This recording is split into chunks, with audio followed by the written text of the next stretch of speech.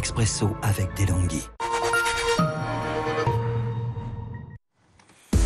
Il est presque 14h sur BFM TV. Bienvenue à vous si vous nous rejoignez. Nous sommes ensemble pour 3 heures d'information. Bonjour à tous. Bonjour Benjamin. Bonjour Fanny, bonjour à tous. À la une de l'actualité, le Covid. Les prochains jours seront décisifs, dit Emmanuel Macron dans un message posté sur Twitter, alors que Jean Castex prépare une stratégie sur le temps long. Santé publique France évoque quelques signes d'amélioration, mais la situation est très différente selon les régions. Et c'est dans le mépris le plus total des règles sanitaires que près de 300 personnes se sont réunies hier soir pour une fête dans un pavillon de Joinville-le-Pont en région parisienne. La police qui les a évacués a été prise à partie. Retour sur les faits dans un instant.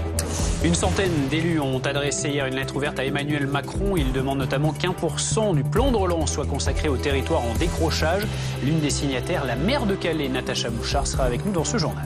Invité exceptionnel de Ruth Krief sur BFM TV, Nicolas Sarkozy est revenu sur le volte-face de Ziad Takieddine dans le dossier du financement libyen de la campagne présidentielle française de 2007. Reportage à suivre sur la contre-attaque de l'ancien président.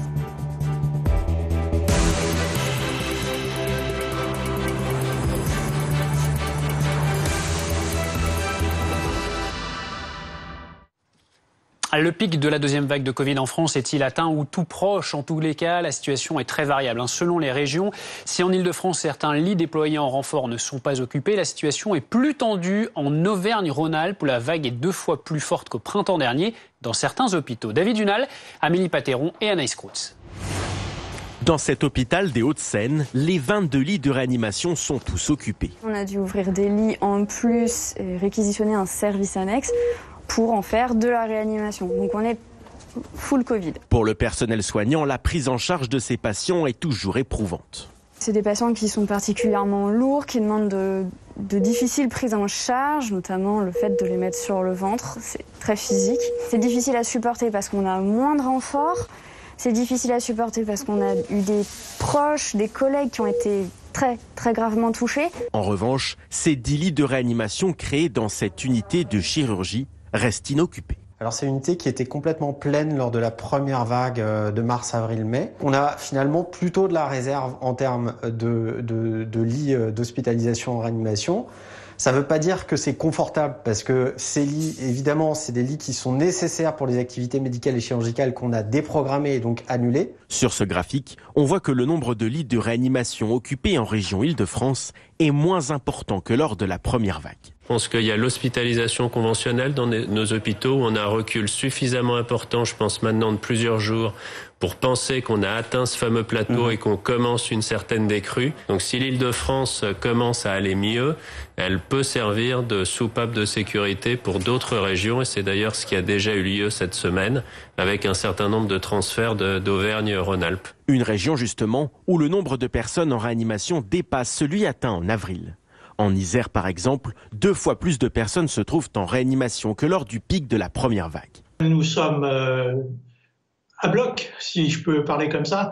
C'est-à-dire que les capacités d'accueil en réanimation sont maintenant extrêmement diminuées. Au CHU de Grenoble, 370 patients Covid sont hospitalisés. L'hôpital a pu s'organiser pour éviter toute saturation.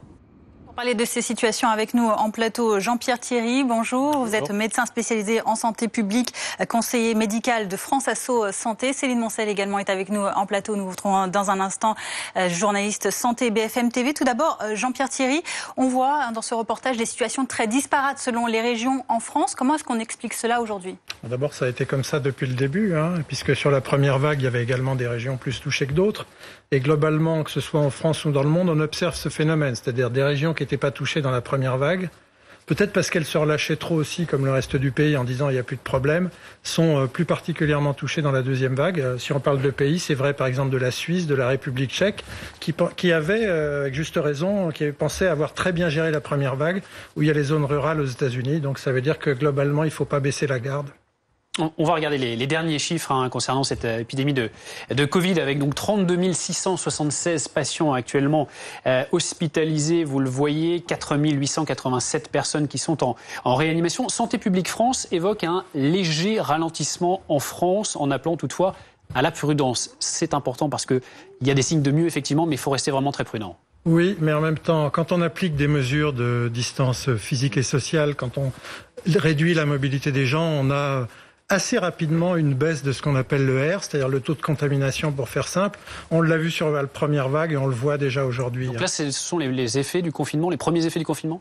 Du deuxième confinement, oui. Confinement, et puis avant, il était précédé d'un couvre-feu. Et puis on n'est pas dans les conditions de la première vague, dans la mesure où les gens portent des masques, font un peu plus attention. Mais globalement, introduire un confinement quand on est dépassé malgré tout par la circulation du virus, d'une façon générale, l'efficacité est constatée relativement rapidement. Ce qui risque d'expliquer un peu la prudence du Premier ministre, c'est qu'on change un peu le mode de calcul des tests, ce qui est troublant, ce qui peut être troublant pour tout le monde. On n'a plus d'éléments de comparaison finalement. Alors, c'est pour ça qu'il faut se rattacher plus au taux de positivité des tests, quel que soit leur niveau, mais surtout dans le dur, ce qui va compter, c'est le nombre de passages aux urgences, le nombre de consultations. Donc c'est ce que fait Santé publique en regardant par exemple le nombre de consultations à SOS Médecins, et surtout, mais alors malheureusement décalé dans le temps de 15 jours, le nombre d'hospitalisations et le nombre d'hospitalisations en réanimation. Vous parliez de la prudence de Jean Castex, prudence également du président de la République. On va voir ce tweet d'Emmanuel Macron dans la journée. Les prochains jours seront décisifs. C'est un message qui a été posté donc ce samedi. Le président qui rappelle que le combat contre le coronavirus est un combat collectif. Est-ce que c'est également votre avis que ces prochains jours, peut-être ces prochaines semaines même, seront décisives ?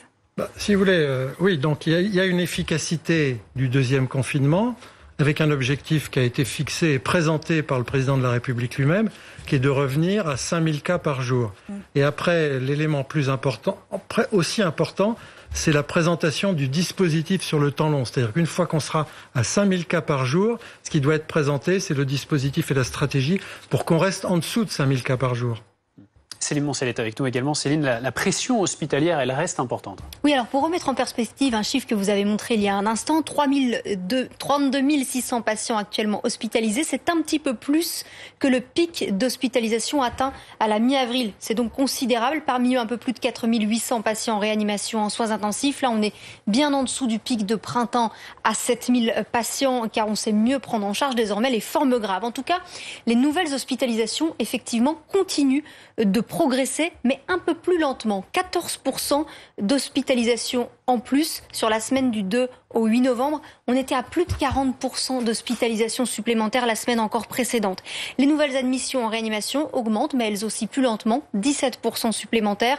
Le nombre de décès est lui aussi en forte augmentation, plus 29% de décès supplémentaires. Voilà la situation qui est aussi particulièrement compliquée. Vous le voyez en Auvergne-Rhône-Alpes, où le nombre de patients dans les hôpitaux a augmenté très fortement depuis un mois maintenant. 6 900 personnes hospitalisées, donc un peu plus de 800 en réanimation aux soins intensifs.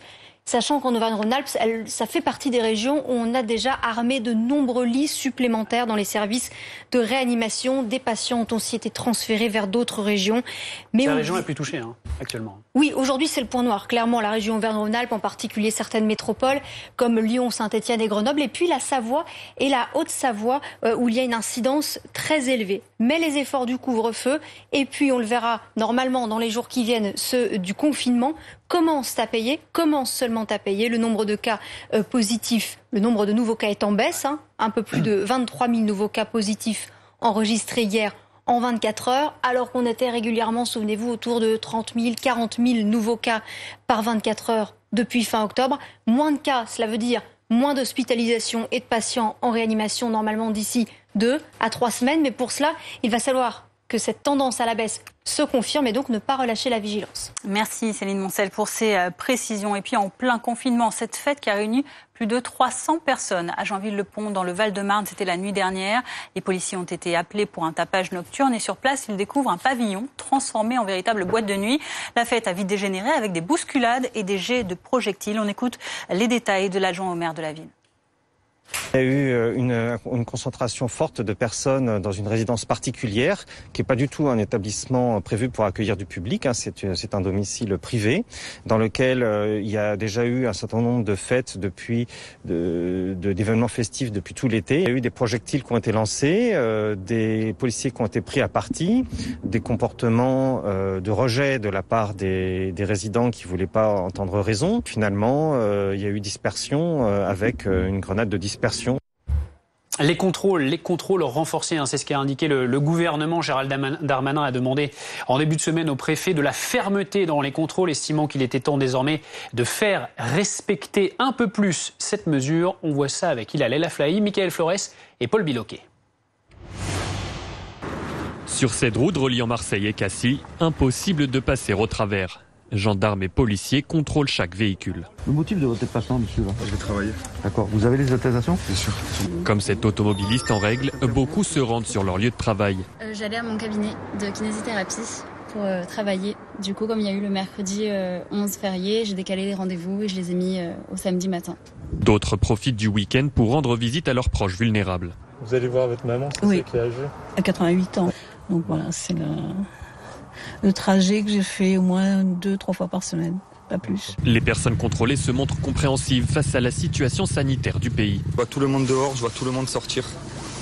Alors que nous, on se déplace juste pour le travail. Donc après, moi je comprends qu'il y ait des contrôles comme ça. Qu'on sorte pour faire ses achats, c'est normal, mais après, sinon on va jamais en sortir. 15 jours après l'instauration du confinement, les règles semblent globalement respectées. Peu de gens s'affranchissent des règles. Quelques-uns s'autorisent quelques largesses notamment sur le périmètre d'activité d'exercice physique. Mais je crois qu'on a 5 verbalisations sur attestation. Certaines non présentées et d'autres qui ne sont pas conformes sur la date, sur l'heure, sur les critères obligatoires. Une opération des forces de l'ordre qui répond au souhait du ministre de l'Intérieur de voir un renforcement des contrôles de déplacement. La semaine dernière, nous avons contrôlé environ 9000 personnes et cette semaine, alors qu'il manque encore 2 jours à la semaine, on est déjà à 11 500. Et on a, selon les semaines et les moments et les lieux, entre 10 et 15% de personnes qui ne respectent pas les règles du confinement. Depuis l'entrée en vigueur du confinement le 29 octobre dernier, près de 100 000 contraventions ont été dressées par les forces de l'ordre. Et dans ce contexte, il va falloir, je cite, vivre avec le virus sur le temps long. Le Premier ministre Jean Castex travaille, dit-il, à des règles pour le pays jusqu'à l'arrivée d'un vaccin contre le coronavirus. C'est ce qu'a indiqué Jean Castex au quotidien Le Monde ce samedi. Et on en vient à la fronde, la colère des commerçants. Ils ne cachent pas leur inquiétude face à la fermeture de leur commerce. Manifestation, regardez en ce moment à Marseille et à Nice. Marseille sur la gauche de votre image où il y a une centaine de personnes et 200 personnes à Nice. Vous les voyez, donc tous ces commerçants qui sont rassemblés pour montrer leur colère et réclamer une ouverture la plus rapide possible de leur commerce. Jean Castex a annoncé jeudi que des premières mesures d'allègement pourraient intervenir à partir du 1er décembre, strictement limitées au commerce, alors si les données sanitaires le permettent évidemment. Par ailleurs, les restaurateurs, les cafetiers préparent eux un recours judiciaire contre leur fermeture imposée. Dans l'actualité également de ce samedi, une centaine d'élus ont adressé hier une lettre ouverte à Emmanuel Macron pour alerter notamment sur la hausse de la pauvreté en France et ils demandent notamment que 1% du plan de relance soit consacré au territoire en décrochage. Bonjour Natacha Bouchard, merci d'être avec nous. Vous êtes la maire de Calais et vous êtes signataire de cette lettre. Pourquoi avoir signé cette lettre? Expliquez-nous. Oui, bonjour.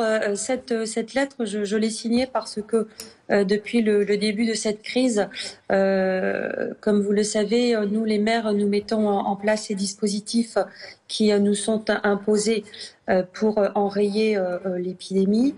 Cependant, nous sommes vraiment très inquiets sur la situation dans nos quartiers prioritaires et on voit bien qu'il y a en fait une dégradation sociale pour laquelle il faut lutter. Il ne faudrait pas qu'il y ait un décrochage supplémentaire et que cela en arrive à des situations sociales fragilisées qui viennent en rupture en fait avec le lien que l'on crée avec elles depuis des années.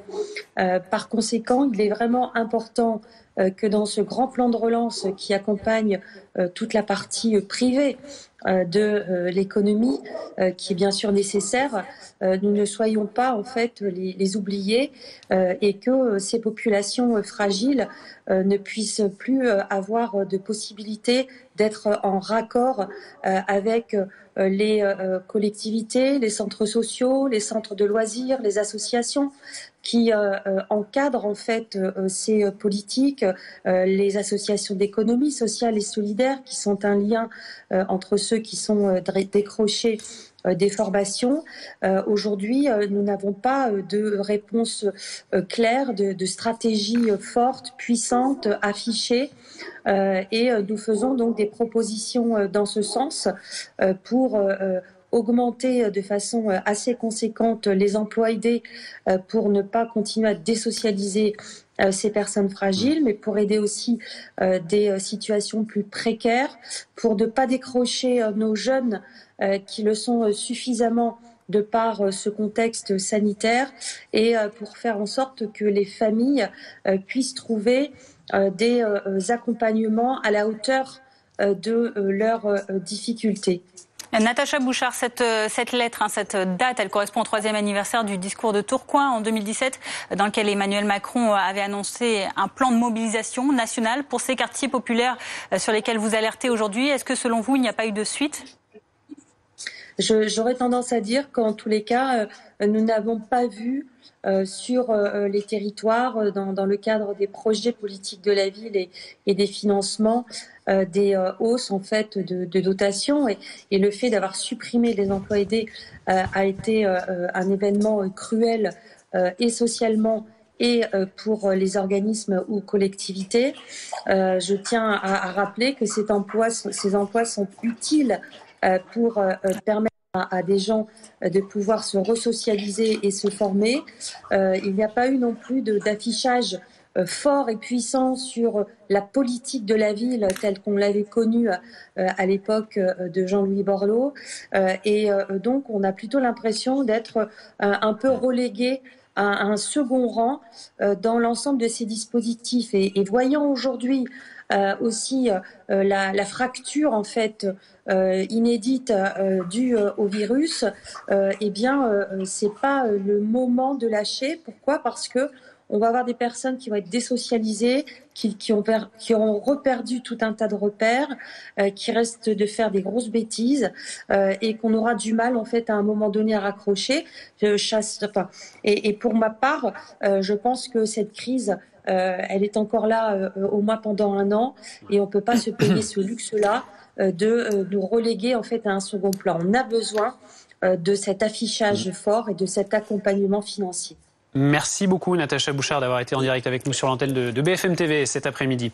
Nicolas Sarkozy était l'invité exceptionnel de Routel Krief sur BFM TV. L'ancien président s'est exprimé en exclusivité au sujet de la rétractation cette semaine de Ziad Takieddine, révélée dans le dossier du financement libyen de la campagne présidentielle de 2007. Première réaction donc de Nicolas Sarkozy qui contre-attaque, qui vise un magistrat en particulier. Marine Scherrer. Je suis stupéfait.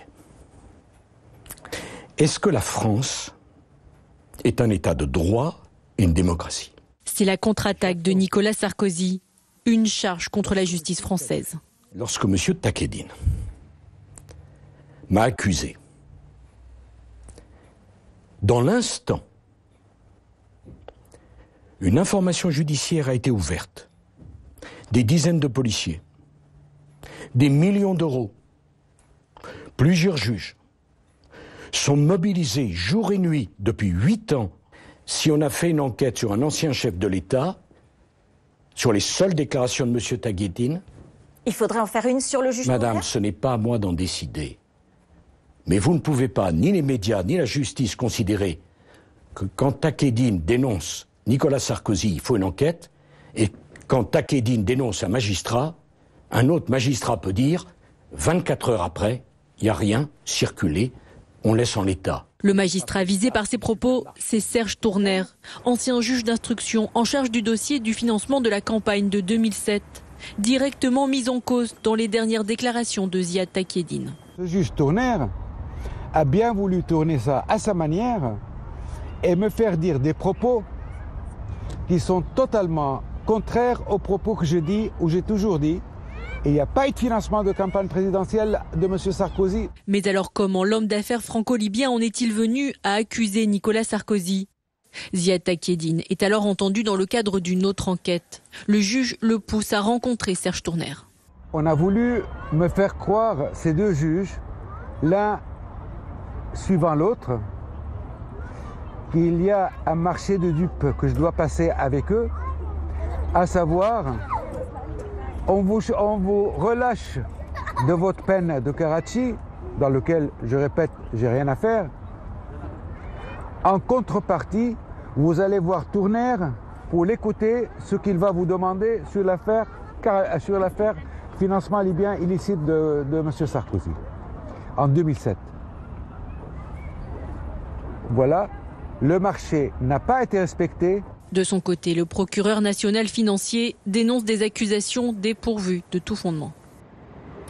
Dans l'actualité ces prochains jours, le procès de Jonathan Daval qui s'ouvrira lundi à Vesoul. Il est accusé d'avoir tué son épouse Alexia fin octobre 2017 à Gray en Haute-Saône. Et BFM TV vous propose un document événement à retrouver lundi et mardi. La première série documentaire de BFM TV consacrée à l'affaire Daval. 2 soirées, 4 épisodes. Jonathan Daval a réussi à tromper ses proches pendant 3 mois. Voici un extrait. Pendant 3 mois, ce garçon-là, qu'on pensait quand même finalement assez simple, pas capable de monter un stratagème pareil, surtout pas capable de faire quelque chose pareil, finalement, si, en fait. Et là, on se rend compte que le déguisement, il était assez incroyable parce que personne n'avait rien vu. Et c'est quelque chose quand même que moi, j'avais jamais vu en 20 ans de faits divers. Jamais. Jamais. Avec d'autres membres de la famille, on se posait des questions sur Jonathan. On se disait, mais c'est quand même bizarre que Jonathan ne sache absolument rien. Mais j'avais ce blocage de me dire, Jonathan, il peut pas être coupable, voilà. Parce qu'en apparence, il nous a toujours montré petit garçon introverti, plutôt soumis, voilà. On ne le voyait pas du tout dans ce registre-là.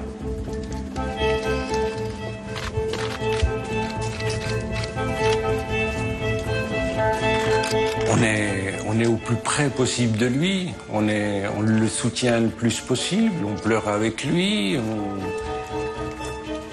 on est avec lui à 500% à ce moment-là. Restez avec nous sur BFM TV. À suivre, plus de 300 personnes qui font la fête dans un pavillon à Joinville-le-Pont dans le Val-de-Marne. Et ce, en plein confinement. La police est intervenue et les choses ont dégénéré. On y revient dans le prochain journal. Contre la Covid-19, mais aussi la grippe et les virus de l'hiver, il y a les gestes barrières. Lavons-nous les mains régulièrement. Toussons ou éternuons dans notre coude. Utilisons un mouchoir à usage unique. Respectons la distanciation physique. Portons un masque dès que c'est recommandé. Ensemble, continuons d'appliquer les gestes barrières. C'est pour ça que je me lève tous les matins. C'est au cœur de chacun de nous. Pour ça, je mets l'écoute et l'humain au centre de tout. Et je fais respecter l'ordre pour me faire respecter. Parce que je crois que c'est ça qui fait avancer la société. Oui, c'est pour ça, la justice, que je fais ce métier. Soyez au cœur de la justice. Devenez surveillant pénitentiaire. U vous présente des pains au lait, mais surtout des pains au lait U à la farine de blé 100% française et au prix bloqué de 92 centimes d'euros le sachet de 10. Oui, un prix bloqué sur 5000 produits U, c'est notre engagement pour soutenir votre pouvoir d'achat chaque jour. U, commerçant autrement. Biotherm présente Red Algae Uplift. Un soin de jour à effet liftant. L'algue rouge associée aux fractions de peptides de collagène compense la perte de fermeté. La peau paraît plus ferme, lissée, comme liftée. Nouveau Red Algae Uplift. Biotherm. À retrouver chez nos Cibé. Ce n'est pas dans son envol, mais dans sa manière d'aborder la chute, que l'on reconnaît un esprit pionnier. C'est ce qui marque les mémoires, ce dont on se souvient, quand tout le reste a disparu. Chaque jour en France, plus de 400 personnes meurent d'un cancer. Chaque jour, plus de 1000 personnes apprennent qu'elles ont un cancer. Et chaque jour, des milliers de malades et leurs proches se battent contre la maladie et espèrent qu'un traitement pourra les sauver. C'est pourquoi, chaque jour, la mission de la Fondation ARC est d'accélérer la recherche sur le cancer pour permettre de guérir 2 cancers sur 3. Donner 10 € par mois, c'est nous aider à sauver plus de vies. Appelez maintenant le 0800 705 705. Avec votre soutien, les chercheurs sélectionnés par la Fondation ARC se mobilisent pour trouver de nouveaux traitements plus personnalisés. En donnant 10 € par mois, vous offrez à plus de malades l'espoir de guérir. Dès aujourd'hui, appelez le 0800 705 705 et donnez 10 € par mois pour nous aider à sauver plus de vies. Appelez le 0800 705 705 ou rendez-vous sur luttecancer.fr. Merci. Là, là, là aussi. Encore là, là, là, et puis là. Ce n'est pas une impression. Vous avez bien vu cette voiture partout. C'est normal. Renault Zoé est leader de l'électrique en France et en Europe. Renault continue d'assurer votre mobilité. Et pour bénéficier du bonus écologique 2020 de 7 000 €, rendez-vous sur Renault.fr. Avant Comme J'aime, je pesais 93 kilos avec un IMC de 29,7. À 30, écoutez bien, on est en obésité. Autrement dit, d'un point de vue santé, j'étais à la limite. Et là, ça a été un choc. J'ai halluciné. Depuis, j'ai fait Comme J'aime, j'ai perdu 10 kilos et surtout, j'ai pas repris un gramme. Faites comme moi, ça prend 1 minute. Calculez votre IMC et croyez-moi, vous serez certainement surpris du résultat. Alors pour savoir si vous êtes en situation de surpoids ou d'obésité, rendez-vous sur commej'aime.fr. commej'aime.fr.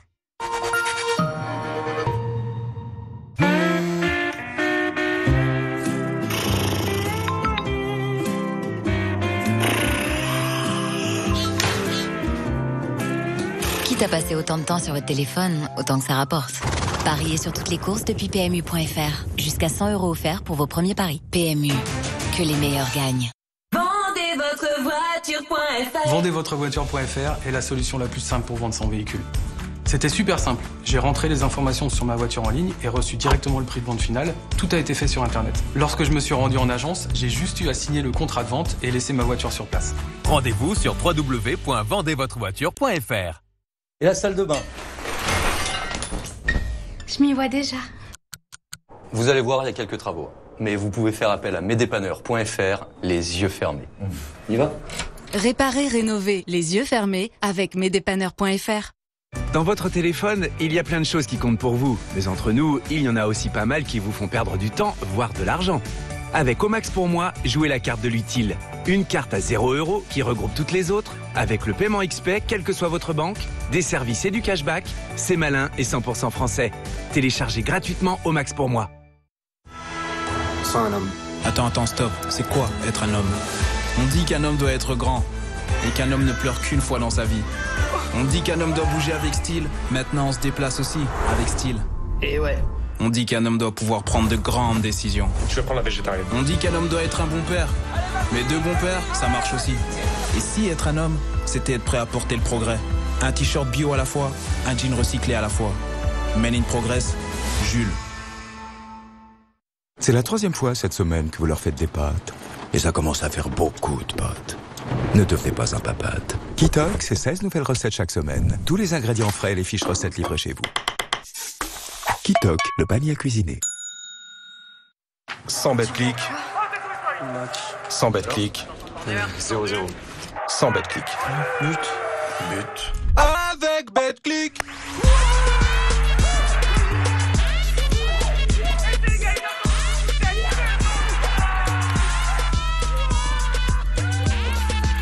Vos matchs deviennent beaucoup trop intenses avec BetClick. BetClick, no bet, no game. Yes! Yeah! Go! Mes enfants, ce qu'ils aimeraient pouvoir faire, c'est soit voler très haut dans le ciel, soit être capable de se téléporter. Moi, mon truc, ça serait plutôt de savoir combien vont me coûter mes consommations de gaz le mois prochain. C'est selon votre conso. Mais avec l'offre gaz énergie garantie 2 ans d'Engie, on vous garantit un prix fixe du kilowattheure de gaz naturel pendant 2 ans. J'agis avec Engie. Votre programme avec Capelli Partners. Nous accompagnons les promoteurs immobiliers dans la copromotion de leurs projets.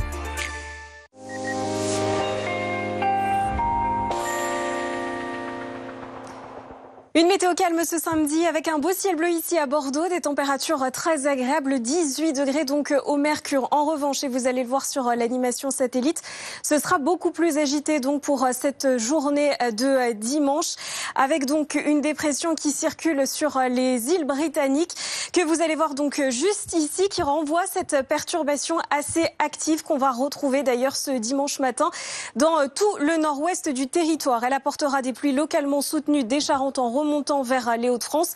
Un ciel bien chargé à l'arrière, donc un bon coup de vent avec des rafales qui pourraient déjà dépasser les 100 km/h sur le sud de la Bretagne.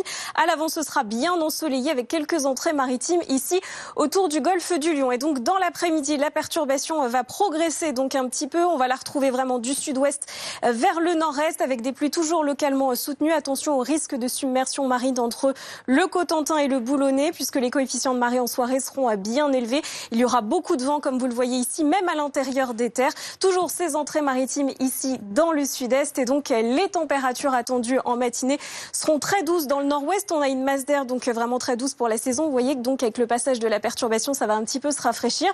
Donc en matinée, on aura des températures bien élevées dans le nord-ouest avec 15 degrés attendus à Rennes, 12 à Paris. Et regardez, dans le courant de l'après-midi, c'est assez atypique avec le passage de la perturbation. Les températures vont baisser dans l'après-midi. Elles seront plus basses que le matin avec 12 à Rennes, 12 degrés à Brest et 16 degrés attendus dans les rues de la capitale. Ce sera très doux dans l'extrême sud avec 21 degrés à Biarritz.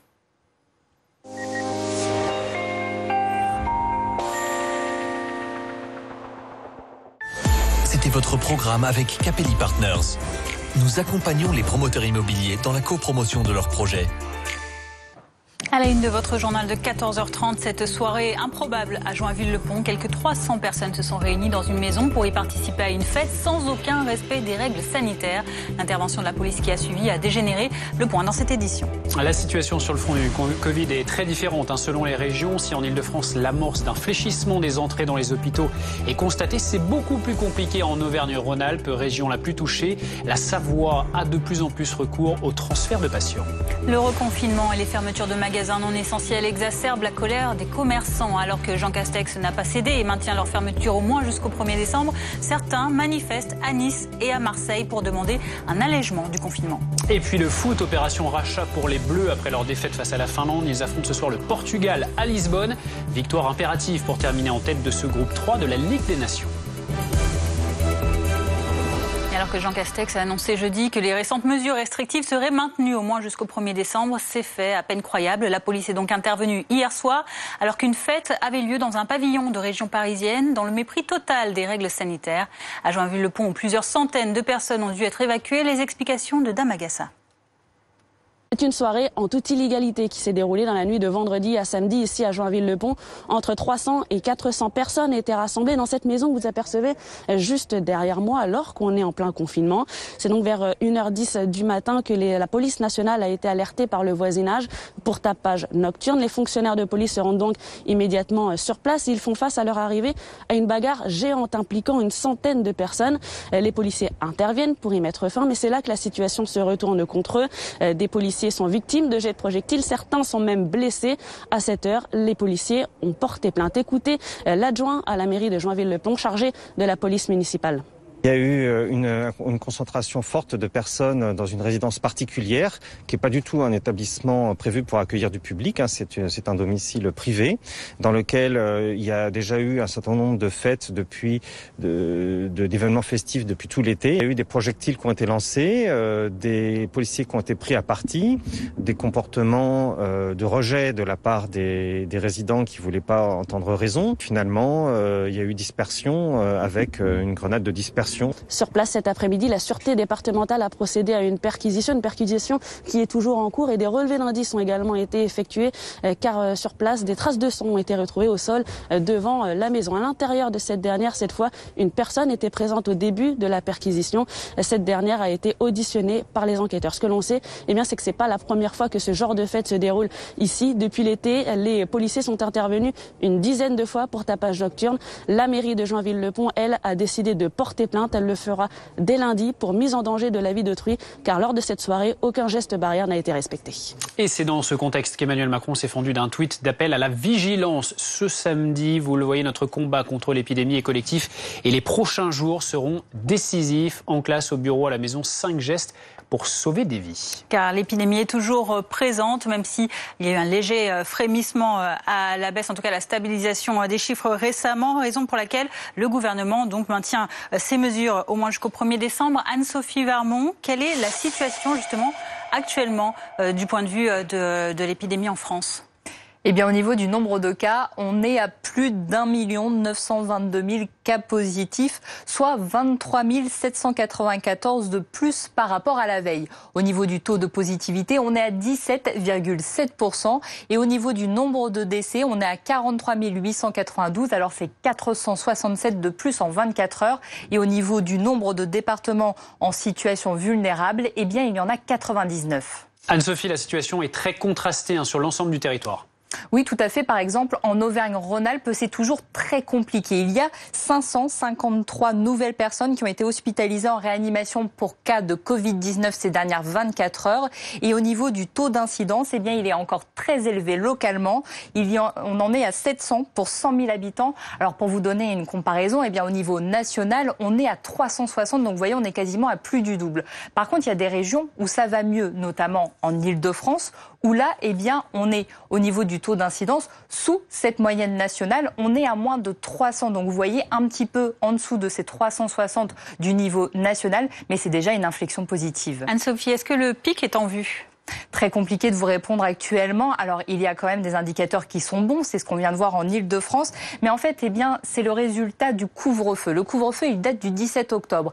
Mais pour le résultat du reconfinement, qui lui date du 29 octobre, eh bien, il faut encore attendre parce que c'est 2 voire 3 semaines pour vraiment avoir les résultats. Donc, en fait, ça va arriver dans ces prochains jours, voire la semaine prochaine. Et finalement, eh bien, pour savoir si le pic est passé, il faut l'avoir dépassé. C'est-à-dire qu'on saura a posteriori si on a finalement atteint ce pic.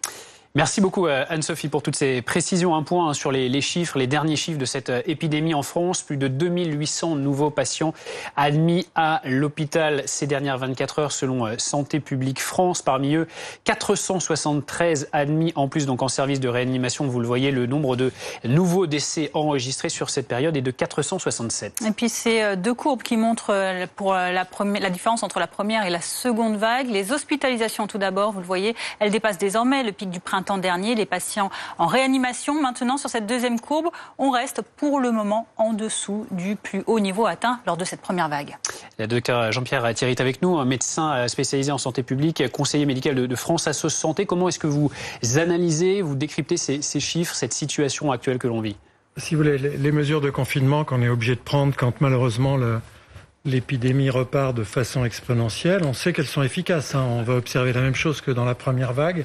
C'est-à-dire quand on réduit les circulations, la densité, les rencontres, on voit ce qu'on appelle le R, le taux de contamination, baisser assez vite, d'ailleurs relativement vite, sous réserve qu'on maintienne les efforts suffisamment pour arriver à un niveau bas de circulation du virus, dont l'objectif a été fixé le 28 octobre, qui est de moins de 5000 cas par jour. Et quand on arrive à ce stade-là, eh bien, on remettra en place les mesures barrières, l'ensemble des mesures, pas aussi évidemment dures que pendant le confinement, mais suffisantes avec d'autres dispositifs, le traçage, l'isolement, pour rester à 5000. Et là, on peut imaginer revenir à une vie un petit peu plus normale en faisant très attention.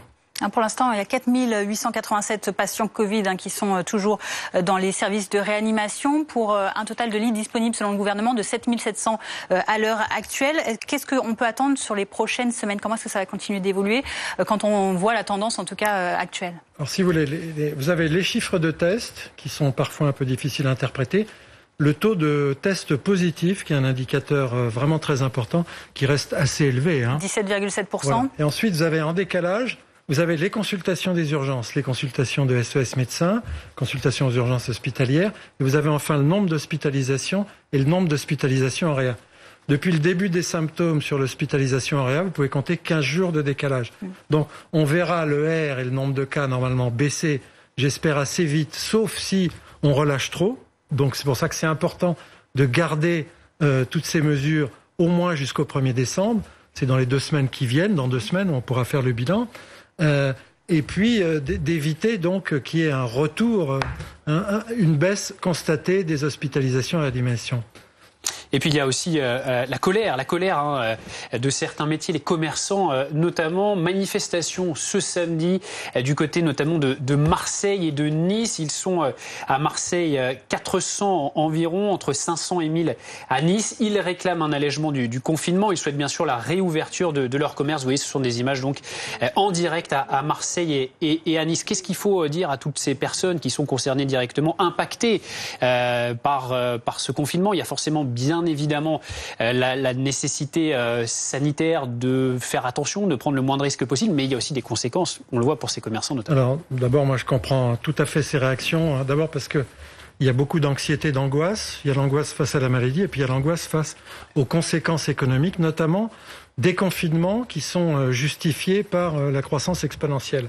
Alors, le problème de ces revendications qui sont éventuellement explicables, c'est que de faire comprendre qu'en réalité, le retour à la vie économique la moins mauvaise possible va dépendre de l'efficacité du confinement. Et ça, on le sait quand on compare les pays entre eux, parce que les pays qui arrivent à mettre l'épidémie sous contrôle, qui sont pas obligés de reconfiner, c'est eux qui ont eu la récession la moins forte. Donc ça veut dire que c'est un mauvais calcul économique de dire il faut réouvrir très rapidement les commerces ou d'autres activités jugées non essentielles qui vont avoir éventuellement pour effet d'augmenter la circulation du virus parce qu'à terme, on sera perdant économiquement. Donc il faut malheureusement prendre un peu son mal en patience, attendre que la circulation du virus arrive en dessous de l'objectif qui a été fixé de 5000 par jour et ensuite maintenir toutes les mesures qui sont efficaces pour rester en dessous de 5000 par jour. Vous avez évoqué plusieurs fois ce chiffre de 5000 par jour, 5000 contaminations. Qu'est-ce que ça représente ce seuil? Pourquoi il est défini à 5000 et quand est-ce qu'on pourrait espérer l'atteindre? Alors, il est prévu de l'atteindre le 1er décembre. Si on est en dessous de 5000 le 1er décembre, et donc après la présentation du plan de continuité, parce que si on relâche trop en étant à 5000, il va nous arriver exactement la même chose, peut-être même plus rapidement parce que c'est l'hiver, entre la première et la deuxième vague. Donc le temps long du contrôle de l'épidémie, c'est arriver à un niveau assez bas et ensuite mettre ce qu'il faut en place pour que l'économie redémarre, mais qu'en même temps, on contrôle le virus. Donc ça veut dire les gestes barrières, un système de tester, tracer, isoler efficace, malheureusement ce qui n'a pas été le cas jusqu'à maintenant, et évidemment du support économique là où il le faut, quand on est obligé de, par exemple, c'est sûr que les restaurants ça va être un peu embêtant parce que toutes les épreuves, toutes les études internationales montrent que c'est quand on enlève le masque que dans des pièces fermées, surtout l'hiver, qu'on a une chance de voir le virus circuler plus vite. Merci beaucoup. Merci Jean-Pierre Thierry, médecin spécialisé en santé publique, conseiller médical de France Assos Santé. Il y a une conséquence aussi pour les pompiers. Alors avec bien sûr donc le confinement, plus de porte-à-porte. Conséquence, la traditionnelle vente de calendrier des pompiers doit s'adapter car pas question de l'abandonner. Elle permet notamment de couvrir les frais d'assurance des soldats du feu. Reportage d'Emmanuel Lebon. Muriel habite à quelques pas de la caserne de Champéret. Oui, bonjour, je viens pour acheter un calendrier. Cette année, pas de pompiers dans la rue. C'est pas l'habitude, quoi. Mais bon, si ça peut arranger à cause du Covid, c'est la meilleure solution. Ou plutôt, l'une des solutions. En raison du contexte sanitaire, les sapeurs-pompiers de Paris ont dû s'adapter. Les dons se font en ligne, par voie postale, ou depuis cette semaine, directement à la caserne. La possibilité d'aller au centre de secours le plus proche de chez vous et de sonner à l'entrée et tout simplement un sapeur-pompier viendra vous accueillir et vous pourrez faire votre don et recevoir en contrepartie le calendrier 2021. Car ces étrennes sont essentielles pour venir en aide aux pompiers et à leurs familles. Chaque année, une centaine d'entre eux se blessent ou décèdent lors des interventions. Il faut savoir que les œuvres sociales des pompiers de Paris, depuis 75 ans, soutiennent les soldats du feu. Et sans les dons, on ne pourrait rien faire. On est un peu comme une famille qui soutient ses proches. Et on a besoin de ces dons-là. Chaque don est important, quel que soit son montant, puisqu'il contribue directement à nos actions. Et donc chaque don compte et on compte sur vous. L'an dernier, la brigade des sapeurs-pompiers de Paris a recensé 300 000 dons. Rumeurs et théories du complot à propos du Covid-19. Le documentaire Hold Up, sorti il y a 3 jours, crée la polémique. Alors pourquoi un tel engouement autour de cette réalisation de l'ancien journaliste Pierre Barnérias? Reportage d'Amélie Rosic, Juan Palencia avec David Hunel. Le documentaire promet, en 2h43, de faire toute la lumière sur l'épidémie de Covid-19. Il convoque 17 personnalités scientifiques et politiques plus ou moins controversées. Et un budget conséquent, 180 000 € grâce à un financement participatif. Mais sur le fond, un condensé de fausses informations déjà bien connues. On n'apprend pas grand-chose, on n'apprend même rien en fait. Une sorte de best-of des fake news qui ont circulé sur le Covid depuis le début de la pandémie, aussi bien concernant les masques que l'efficacité du confinement ou que l'Institut Pasteur qui aurait créé le virus à la base. Si on ne devait retenir qu'une seule fake news, ce serait peut-être celle-ci. Non, l'Institut Pasteur n'a pas inventé le coronavirus. Il l'a même prouvé devant la justice. Le 2 novembre dernier, le tribunal de Senlis a condamné un internaute pour diffamation publique. Pourtant, la rhétorique complotiste continue de convaincre. La bande-annonce du documentaire a été vue près de 600 000 fois sur YouTube. Malheureusement, on est dans une grosse crise de sens actuellement, une grosse crise du récit collectif.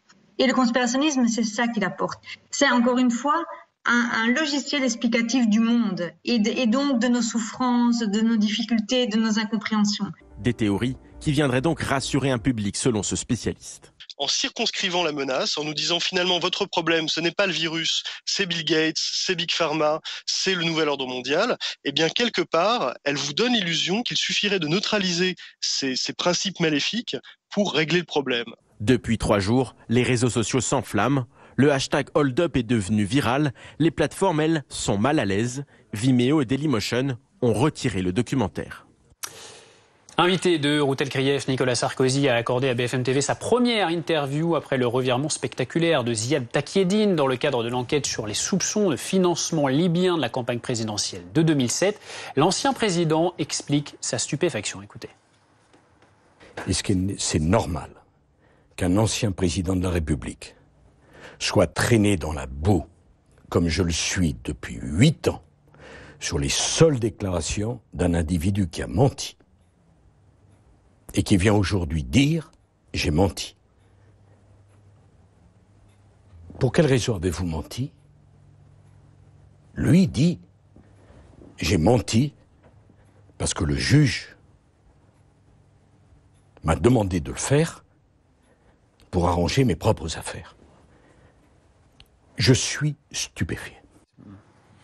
C'est ce lundi que débute le procès de Jonathan Daval, accusé du meurtre de son épouse Alexia. À cette occasion, BFM TV diffusera lundi et mardi prochain sa première série documentaire consacrée à l'affaire qui a ému toute la France à l'automne 2017. 4 épisodes pour savoir qui est vraiment Jonathan Daval, comment les enquêteurs sont remontés jusqu'à lui et s'il y a encore des zones d'ombre à éclaircir. Voici un extrait de cette série documentaire réalisée par Marie Perraube, Alexandre Funel et Étienne Grelet. Pendant 3 mois, ce garçon-là, qu'on pensait quand même finalement assez simple, pas capable de monter un stratagème pareil, surtout pas capable de faire quelque chose pareil, finalement, si, en fait. Et là, on se rend compte que le déguisement, il était assez incroyable parce que personne n'avait rien vu. Et c'est quelque chose quand même que moi, j'avais jamais vu en 20 ans de faits divers. Jamais. Jamais. Avec d'autres membres de la famille, on se posait des questions sur Jonathan. On se disait, mais c'est quand même bizarre que Jonathan ne sache absolument rien. Mais j'avais ce blocage de me dire, Jonathan, il peut pas être coupable. Voilà. Parce qu'en apparence, il nous a toujours montré petit garçon introverti, plutôt soumis. Voilà. On ne le voyait pas du tout dans ce registre-là.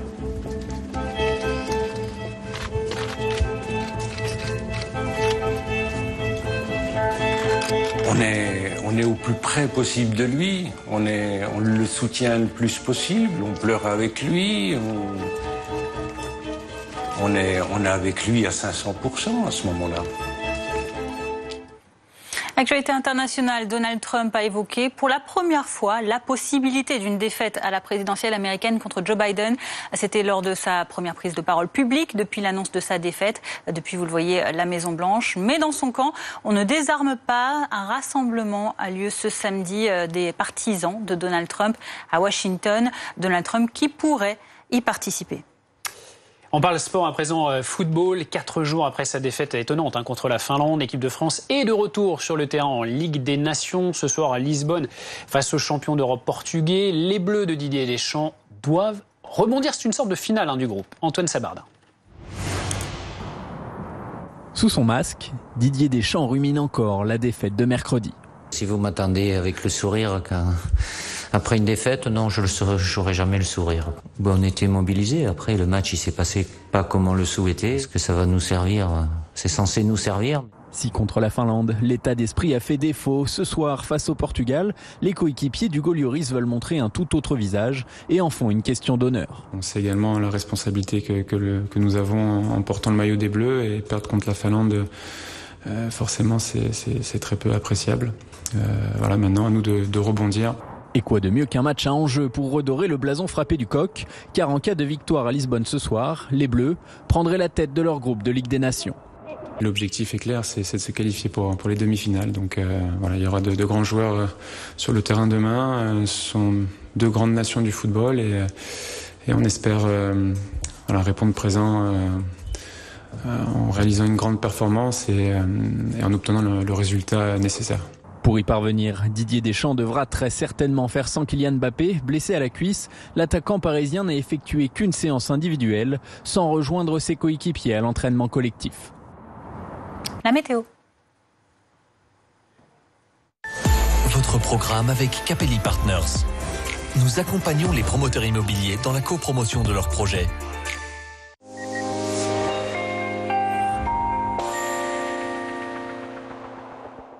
Un temps calme et bien lumineux cet après-midi ici du côté de Royan avec des températures vraiment agréables. Il faudra en profiter puisqu'à partir de demain, ce sont des conditions nettement plus perturbées qui vont s'installer. Alors de manière très temporaire puisque l'anticyclone reviendra lundi et promettra un temps un peu plus calme.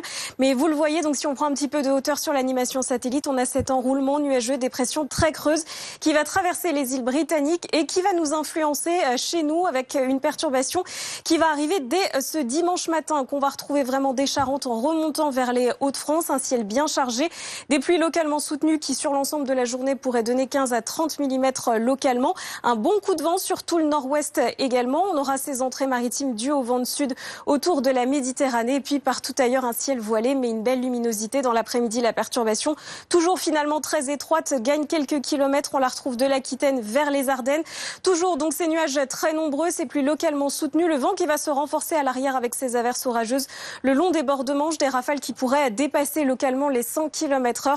Et puis attention au risque de vagues submersion entre le Cotentin et la côte d'Opale puisque les coefficients de marée en soirée atteindront 107 à 109. Donc il y a un risque de grosses vagues, notamment sur le littoral, de 5 à 6 mètres. On trouvera quelques éclaircies ici des Pays de Loire en remontant vers le Nord-Pas-de-Calais. Et puis ailleurs, toujours ce ciel voilé et ces entrées maritimes qui auront tendance à se densifier près de la Méditerranée. Les températures en matinée, c'est très doux sous les nuages et la pluie dans tout le nord-ouest, 14 à Brest, 15 degrés si vous êtes à Rennes. Et puis dans l'après-midi, ça va finalement baisser sur toute la moitié nord du pays dû à la perturbation qui passe et qui ramène de l'air un petit peu plus froid en altitude.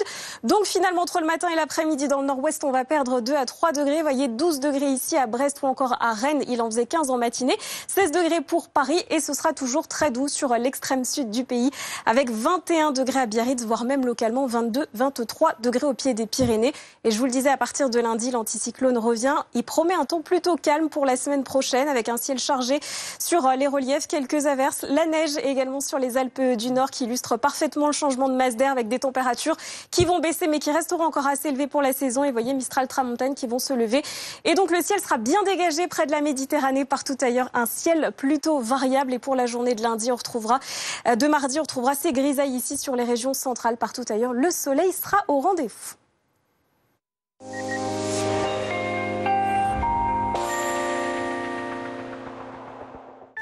C'était votre programme avec Capelli Partners. Nous accompagnons les promoteurs immobiliers dans la copromotion de leurs projets.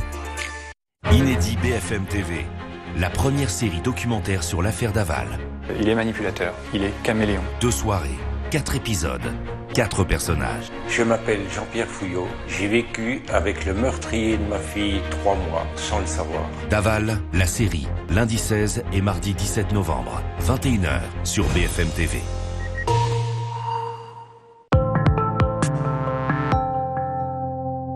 « 4 millions de Français sont asthmatiques. Des experts soutenus par le ministère des Sports ont publié un livre blanc afin d'améliorer la qualité de vie de ces patients.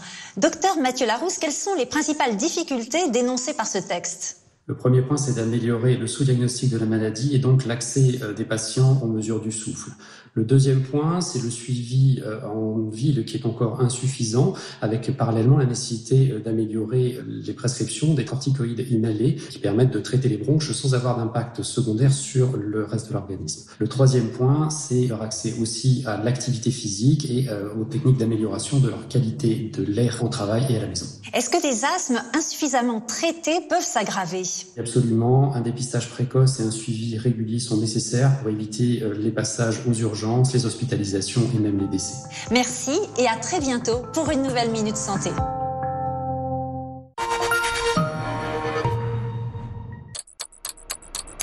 C'est l'heure de prendre soin de votre santé. AstraZeneca, entreprise biopharmaceutique, repousse les frontières de la science pour développer des médicaments qui changent la vie des patients. You are the one for me, for me, for me, formidable. You are my love, very, very, very, véritable. Et je voudrais pouvoir un jour enfin te le dire, te l'écrire dans la langue de Shakespeare.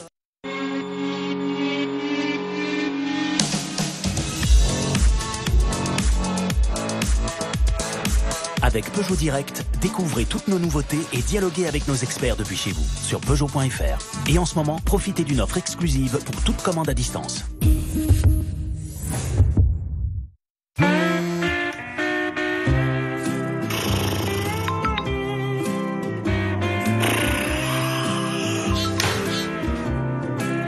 Quitte à passer autant de temps sur votre téléphone, autant que ça rapporte. Pariez sur toutes les courses depuis PMU.fr. Jusqu'à 100 € offerts pour vos premiers paris. PMU, que les meilleurs gagnent. Découvrez la BMW Série 1, qui ne fait rien comme les autres.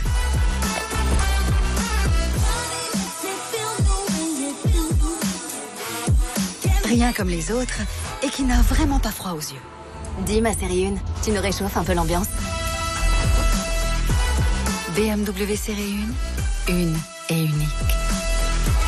En ce moment, découvrez la BMW Série 1 édition sport. Dès 295 € par mois, entretien inclus.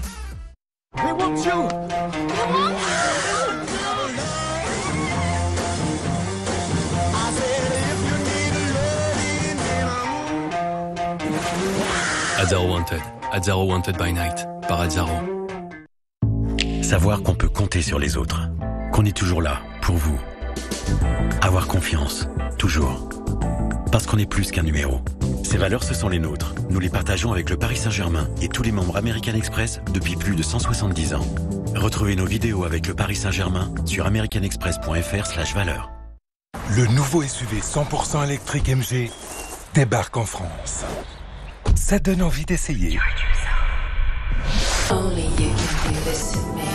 Zéro émission de CO2. 100% électrique. Profitez-en sans attendre, jusqu'à fin 2020 seulement.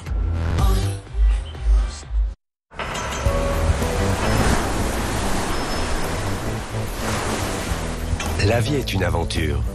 Qui un jour a besoin d'un port pour se mettre à l'abri? Résidence seigneuriale.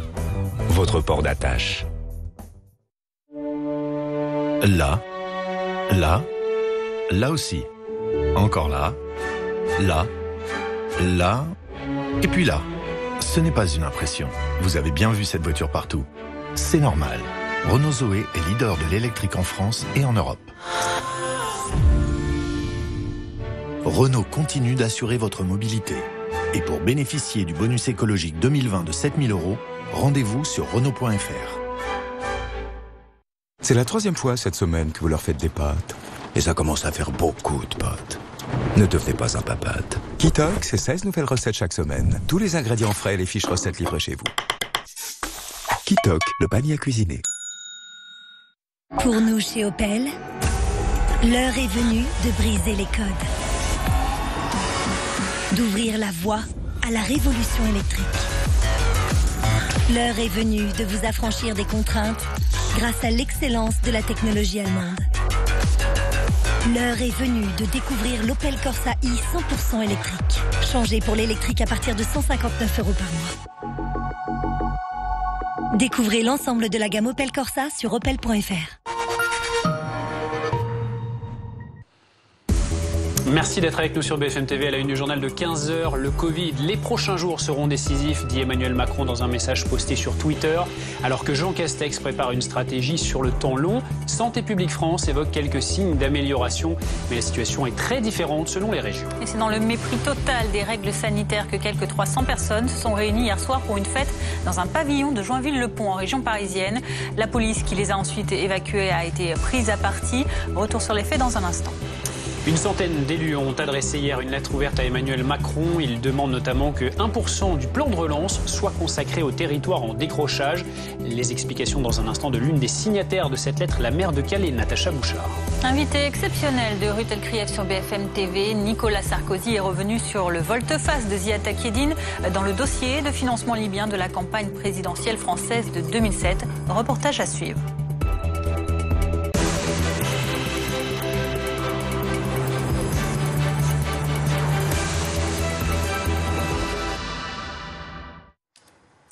Le pic de la deuxième vague de Covid en France est-il atteint ou tout proche? En tous les cas, la situation est très variable selon les régions. Si en Ile-de-France, certains lits déployés en renfort ne sont pas occupés, la situation est plus tendue en Auvergne-Rhône-Alpes où la vague est 2 fois plus forte qu'au printemps dernier dans certains hôpitaux. David Dunal, Amélie Patéron et Anaïs Kroutz.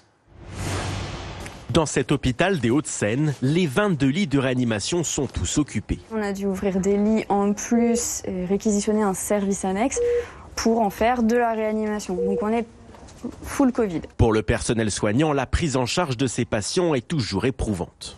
C'est des patients qui sont particulièrement lourds, qui demandent de difficiles prises en charge, notamment le fait de les mettre sur le ventre. C'est très physique. C'est difficile à supporter parce qu'on a moins de renforts.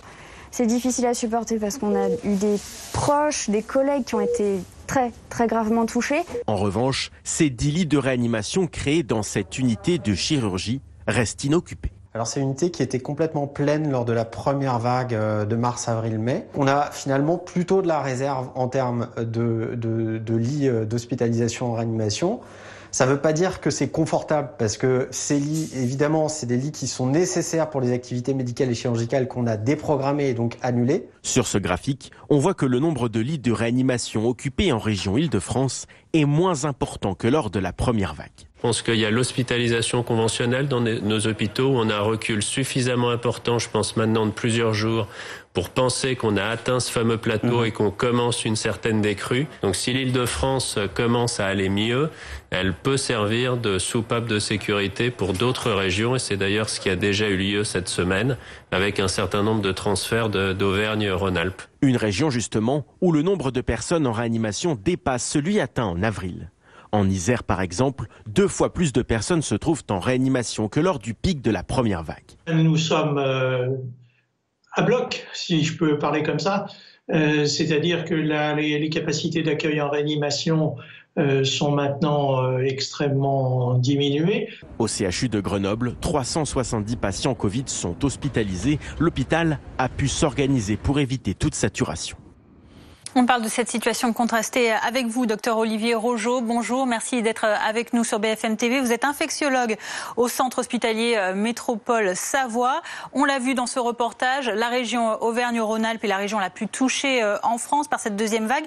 La situation, on l'imagine, est aussi très compliquée dans votre centre hospitalier. Complètement, la Savoie reste le département le plus touché actuellement en France. On est à 2,5 fois la moyenne nationale, on est au-dessus de la moyenne de la région Auvergne-Rhône-Alpes. Donc la situation est très tendue. Pour donner quelques idées, on a 250 malades actuellement hospitalisés en phase aiguë, on a 40 malades en réanimation, on a été obligé déjà de transférer 18 malades de réanimation pour arriver à toujours avoir ces quelques lits d'avance indispensables. C'est un peu le scénario opposé pour vous par rapport à la première vague où la Savoie avait été un peu épargnée entre guillemets. Vous aviez d'ailleurs accueilli des patients d'autres régions. Comment est-ce qu'on peut l'expliquer s'il y a une explication ? Ça a circulé de façon très active en Auvergne-Rhône-Alpes. et en particulier dans nos départements Savoie, Haute-Savoie, Isère et Genève à côté. Est-ce que je pense que le confinement est arrivé un petit peu tard chez nous par rapport aux besoins qu'il y avait, puisque le confinement a été national et les chiffres qu'il y avait en Auvergne-Rhône-Alpes étaient déjà inquiétants.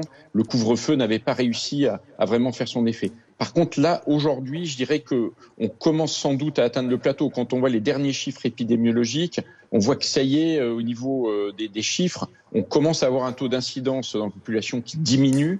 Donc ça, le confinement marche. Et par contre, il va falloir tenir dans la durée, le garder de façon très stricte pour que derrière, sur les hôpitaux, on commence à sentir une réelle décrue. Un début d'amélioration à vous entendre, mais tout de même, ces transferts de patients qui, on l'a vu, ont déjà eu lieu, notamment vers d'autres régions comme l'Île-de-France par exemple. Est-ce que c'est l'une des solutions actuellement à votre portée d'évacuer, ainsi de transférer ces patients vers d'autres régions ? C'est vital, c'est-à-dire en une semaine, on a transféré 18 patients, c'est énorme. On les aurait pas transférés. Aujourd'hui, on pourrait plus accueillir des malades en réanimation à Chambéry.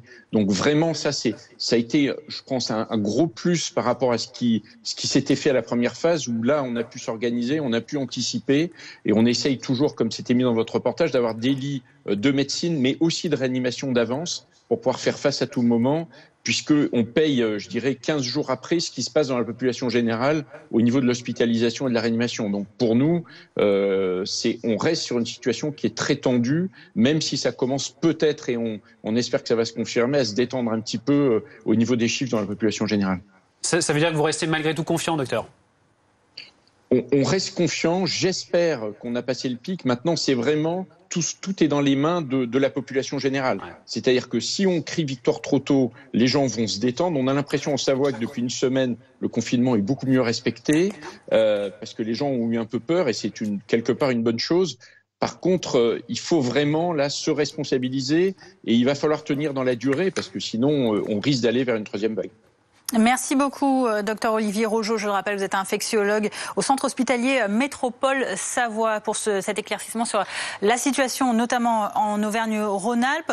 Regardez ce tweet du président de la République, Emmanuel Macron, qui, dans la journée, s'est exprimé sur son compte pour rappeler que le combat contre l'épidémie est collectif et que les prochains jours seraient décisifs, qu'il ne fallait pas relâcher la vigilance, que vous voyez, que ce soit en classe, au bureau ou encore à la maison. Ce qui nous amène à ce point sur ces derniers chiffres, la situation en France du Covid-19, 32 676 patients actuellement hospitalisés en France, 4 887 personnes en réanimation. Céline Moncel nous a rejoint du pôle santé de BFM TV. Céline, la pression hospitalière reste importante. Oui, Benjamin. Et si l'on met en perspective les chiffres que vous venez de montrer, 32 600 hospitalisations, c'est un petit peu plus que le pic d'hospitalisation atteint au printemps dernier, mi-avril. C'est donc considérable. Parmi eux, il y a 4 800 patients qui sont en réanimation ou en soins intensifs. Là, à l'inverse, on est bien en dessous du pic du printemps de 7 000 patients en réanimation et en soins intensifs, car on sait notamment mieux prendre en charge ces formes graves de la maladie. Mais tout de même, regardez, dans les hôpitaux, les nouvelles hospitalisations, elles progressent toujours, même si c'est un peu plus lentement. 14% d'hospitalisations supplémentaires sur une semaine. On parle de la semaine du 2 au 8 novembre. On parlait la semaine encore précédente de 43% d'augmentation d'hospitalisation. Les nouvelles admissions en réanimation, elles ont augmenté seulement, entre guillemets, de 17% lors de cette semaine du 2 au 8 novembre. Le nombre de décès poursuit une hausse importante de 29%. On voyait avec le docteur Rogeau tout à l'heure, le point noir finalement de cette situation, c'est la région Auvergne-Rhône-Alpes. Oui, puisque là-bas, les hospitalisations augmentent très fortement, de façon continue depuis un mois environ. 6 900 personnes sont en ce moment hospitalisées, dont 828 en réanimation aux soins intensifs, sachant que des lits de réanimation supplémentaires nombreux ont été armés depuis le début de cette deuxième vague et certains patients ont donc été transférés vers d'autres régions. Ça aussi, on l'a évoqué à l'instant, hausse constante du nombre de décès dans cette région Auvergne-Rhône-Alpes, 625 en seulement 7 jours. Mais les efforts du couvre-feu puis du confinement commencent un peu à payer. Le nombre de nouveaux cas positifs est en baisse.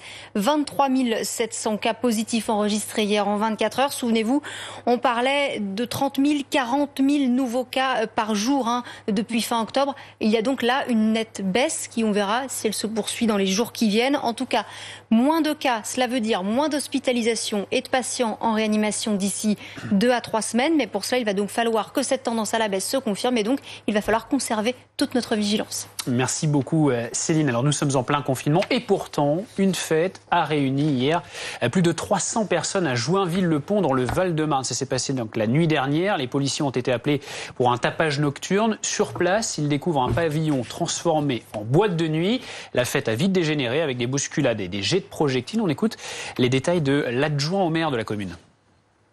Il y a eu une concentration forte de personnes dans une résidence particulière qui n'est pas du tout un établissement prévu pour accueillir du public. C'est un domicile privé dans lequel il y a déjà eu un certain nombre de fêtes d'événements festifs depuis tout l'été. Il y a eu des projectiles qui ont été lancés, des policiers qui ont été pris à partie, des comportements de rejet de la part des résidents qui voulaient pas entendre raison. Finalement, il y a eu dispersion avec une grenade de dispersion.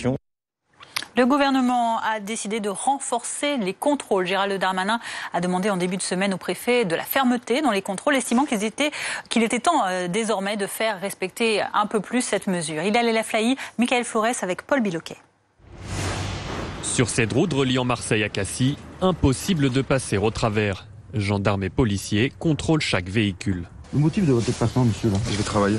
D'accord. Vous avez les autorisations ? Bien sûr. Comme cet automobiliste en règle, beaucoup se rendent sur leur lieu de travail. J'allais à mon cabinet de kinésithérapie. Du coup, comme il y a eu le mercredi 11 férié, j'ai décalé les rendez-vous et je les ai mis au samedi matin. D'autres profitent du week-end pour rendre visite à leurs proches vulnérables. Vous allez voir votre maman, oui. C'est quel âge ? À 88 ans. Donc voilà, c'est le trajet que j'ai fait au moins 2-3 fois par semaine. Pas plus. Les personnes contrôlées se montrent compréhensives face à la situation sanitaire du pays. Moi, je vois tout le monde dehors, je vois tout le monde sortir. Alors que nous, on se déplace juste pour le travail. Donc après, moi, je comprends qu'il y ait des contrôles comme ça. Qu'on sorte pour faire ses achats, c'est normal, mais après, sinon, on va jamais en sortir. 15 jours après l'instauration du confinement, les règles semblent globalement respectées. Peu de gens s'affranchissent des règles. Je crois qu'on a 5 verbalisations sur attestation. Certaines non présentées et d'autres qui ne sont pas conformes sur la date, sur l'heure, sur les critères obligatoires. Une opération des forces de l'ordre qui répond au souhait du ministre de l'Intérieur de voir un renforcement des contrôles de déplacement. La semaine dernière, nous avons contrôlé environ 9000 personnes. Et cette semaine, alors qu'il manque encore 2 jours à la semaine, on est déjà à 11 500. Et on a, selon les semaines et les moments et les lieux, entre 10 et 15% de personnes qui ne respectent pas les règles du confinement. Les contrevenants risquent une amende de 135 €, 200 € en cas de récidive dans les 15 jours et 3 750 € après 3 infractions en 30 jours. Il va falloir vivre avec le virus sur le temps long. Le Premier ministre Jean Castex travaille à des règles pour le pays jusqu'à l'arrivée d'un vaccin contre le coronavirus, indique-t-il au quotidien Le Monde de ce samedi 14 novembre. Il est fait mention d'une stratégie de lutte contre le Covid-19 jusqu'à l'été qui devrait être présentée fin novembre. On en vient désormais à la fronde des commerçants. Ils ne cachent pas leur colère et leur inquiétude face à la fermeture de leur commerce jugé non essentiel. Manifestation ce samedi en direct. Regardez ces images à Nice où désormais près de 2000 personnes sont rassemblées. Vous voyez donc à Nice, dans les Alpes-Maritimes, ces commerçants qui se mobilisent, qui demandent la réouverture de leurs établissements, de leurs magasins. Quelques centaines également de personnes sont réunies à Marseille dans le cadre de ces mêmes revendications.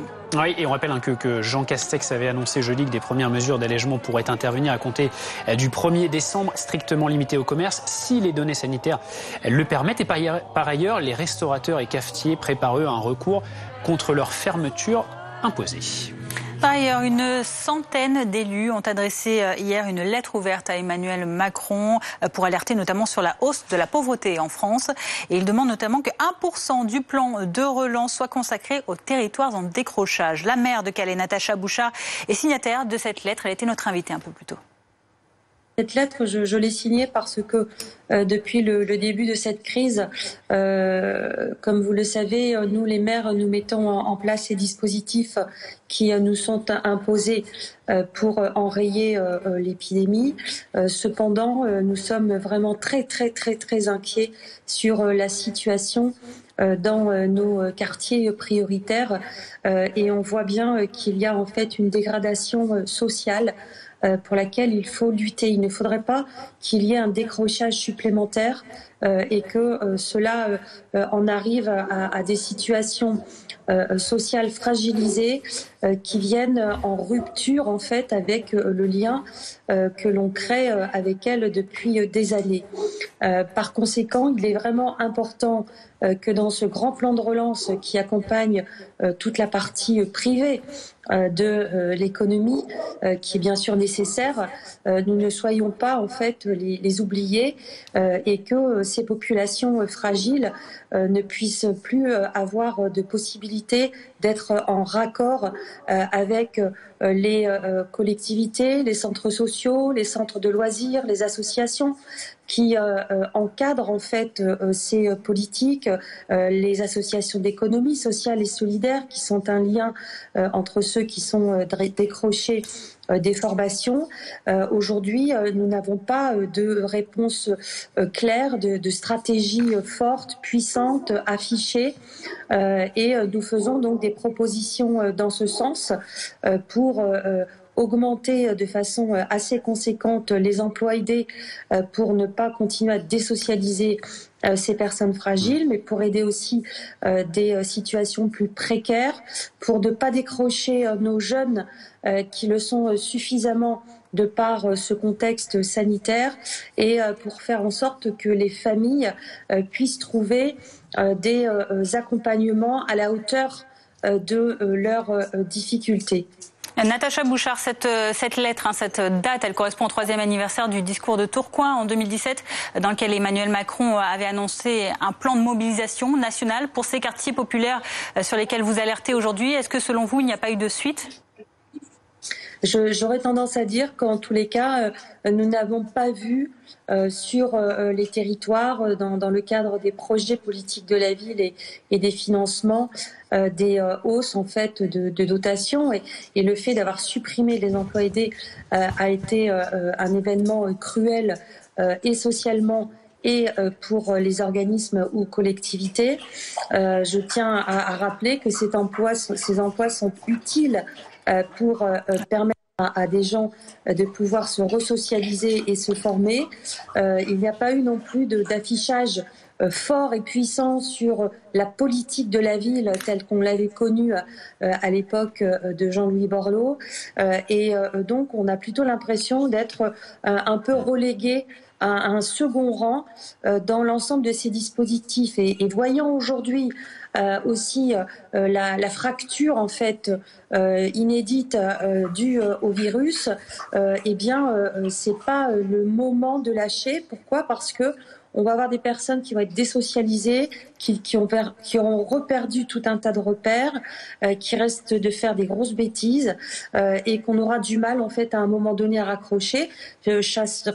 Et pour ma part, je pense que cette crise, elle est encore là au moins pendant 1 an et on peut pas se payer ce luxe-là de nous reléguer en fait à un second plan. On a besoin de cet affichage fort et de cet accompagnement financier. Et une question taraude les esprits, bien sûr. Comment les Français pourront-ils passer les fêtes de Noël ? Le gouvernement se montre assez flou. Dans les familles, on se prépare à tous les scénarios. Jordan Rey, Laszlo Gelabert, Sarah Durand et Baptiste Keïta. Ça, c'est mon grand-père. Ça, c'est ma grand-mère. Et ça, c'est mon autre grand-mère. Noël en famille, réunis tous ensemble autour de la table. Difficile d'imaginer ça cette année. Ça m'inquiète beaucoup parce qu'on a des parents qui sont quand même âgés, qui ne sont pas éternels et qu'on ne souhaiterait pas voir isolés le soir de Noël. Avec la crise sanitaire et le confinement, Véronique s'inquiète de ne pas pouvoir faire venir ses parents confinés dans les Yvelines. Beaucoup de gens ont l'air de dire qu'on pourra peut-être pas se réunir en famille le soir de Noël. Du coup, ça risque d'être un peu triste. Vous allez vous ennuyer. Ah oui, on s'ennuie déjà parce que les enfants ne sont pas là, les petits-enfants. Évidemment, toute la journée, c'est un peu long, tout seul. Une incertitude qui perturbe toute la famille.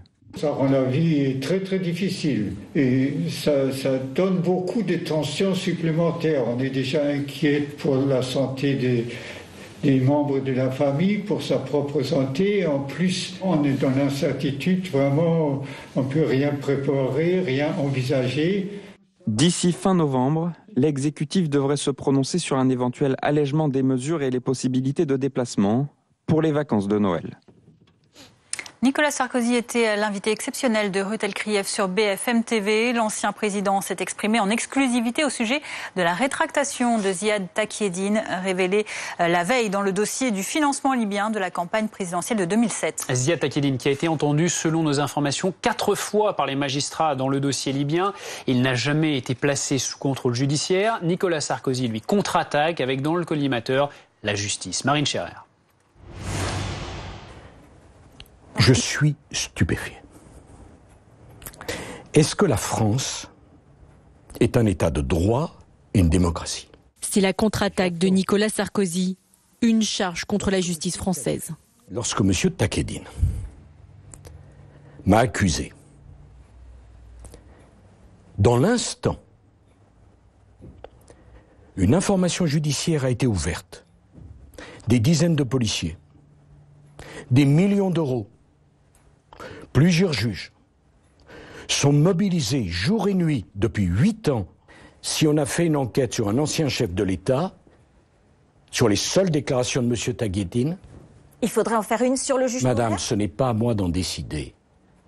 Mais vous ne pouvez pas, ni les médias, ni la justice, considérer que quand Takieddine dénonce Nicolas Sarkozy, il faut une enquête, et quand Takieddine dénonce un magistrat, un autre magistrat peut dire, 24 heures après, il n'y a rien, circulé, on laisse en l'état. Le magistrat visé par ces propos, c'est Serge Tourner, ancien juge d'instruction en charge du dossier du financement de la campagne de 2007, directement mis en cause dans les dernières déclarations de Ziad Takieddine. Ce juge Tourner a bien voulu tourner ça à sa manière et me faire dire des propos qui sont totalement contraires aux propos que je dis ou j'ai toujours dit. Et il n'y a pas eu de financement de campagne présidentielle de M. Sarkozy. Mais alors comment l'homme d'affaires franco-libyen en est-il venu à accuser Nicolas Sarkozy ? Ziad Takieddine est alors entendu dans le cadre d'une autre enquête. Le juge le pousse à rencontrer Serge Tourner. On a voulu me faire croire, ces deux juges, l'un suivant l'autre, qu'il y a un marché de dupes que je dois passer avec eux, à savoir... On vous relâche de votre peine de Karachi, dans lequel, je répète, j'ai rien à faire. En contrepartie, vous allez voir Tourner pour l'écouter, ce qu'il va vous demander sur l'affaire financement libyen illicite de M. Sarkozy, en 2007. Voilà, le marché n'a pas été respecté. De son côté, le procureur national financier dénonce des accusations dépourvues de tout fondement. Le procès de Jonathan Daval s'ouvrira lundi à Vesoul. Il est accusé d'avoir tué son épouse Alexia fin octobre 2017 à Grès, en Haute-Saône. Et BFM TV vous propose un document événement à retrouver lundi et mardi. La première série de BFM TV consacrée à l'affaire Daval. 2 soirées, 4 épisodes. Jonathan Daval a réussi à tromper ses proches pendant 3 mois. Regardez cet extrait. Pendant 3 mois, ce garçon-là, qu'on pensait quand même finalement assez simple, pas capable de monter un stratagème pareil, surtout pas capable de faire quelque chose pareil, finalement, si, en fait. Et là, on se rend compte que le déguisement, il était assez incroyable parce que personne n'avait rien vu. Et c'est quelque chose quand même que moi, j'avais jamais vu en 20 ans de faits divers. Jamais. Jamais. Avec d'autres membres de la famille, on se posait des questions sur Jonathan. On se disait, mais c'est quand même bizarre que Jonathan ne sache absolument rien. Mais j'avais ce blocage de me dire, Jonathan, il peut pas être coupable. Voilà. Parce qu'en apparence, il nous a toujours montré petit garçon introverti, plutôt soumis. Voilà. On ne le voyait pas du tout dans ce registre-là.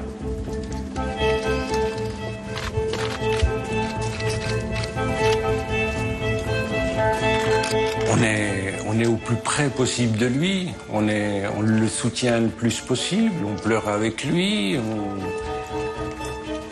on est avec lui à 500% à ce moment-là. Daval, la série de soirée, 4 épisodes à retrouver donc lundi et mardi 21h sur BFM TV. On parle de voile à présent avec le Vendée Globe. La course est toujours menée par Jean Le Cam devant Alex Thompson. Grand favori du Vendée Globe à son départ dimanche, Jérémy Béhou.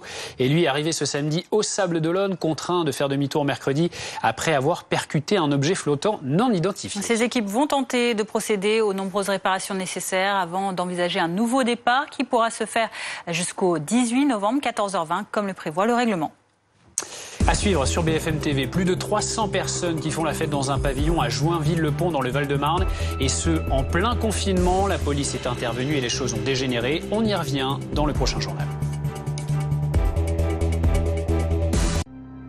Ce week-end, retrouvez tous les matchs, tous les sports, toutes les images, tous les résultats. L'Actu Sport, ce week-end sur BFM TV. Retrouvez votre programme avec Aramis Auto, vente de voitures neuves et d'occasion au meilleur prix garanti.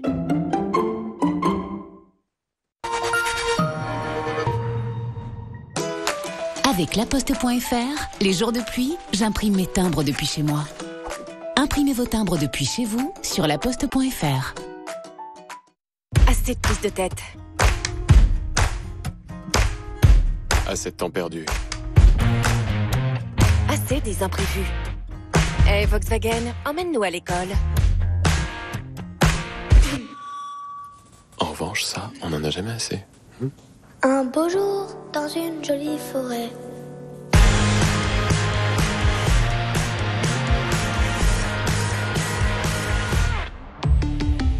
Volkswagen. On a dit à Loïc... Tu sais, si t'es trop gentil, tu vas te faire avoir dans la vie. On a dit à Loïc... C'est bien de vouloir aider les gens, mais là tu vas trop loin, mec.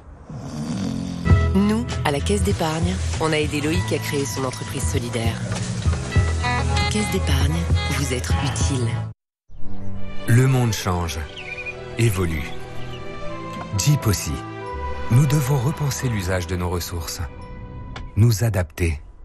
Sans renoncer à nos désirs d'évasion. Sans contrainte, mais pas sans conscience.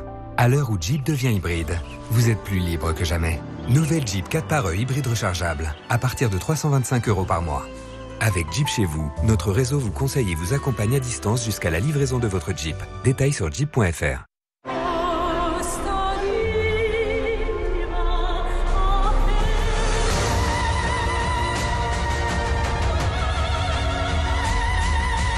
Le mal et le mal le parfum.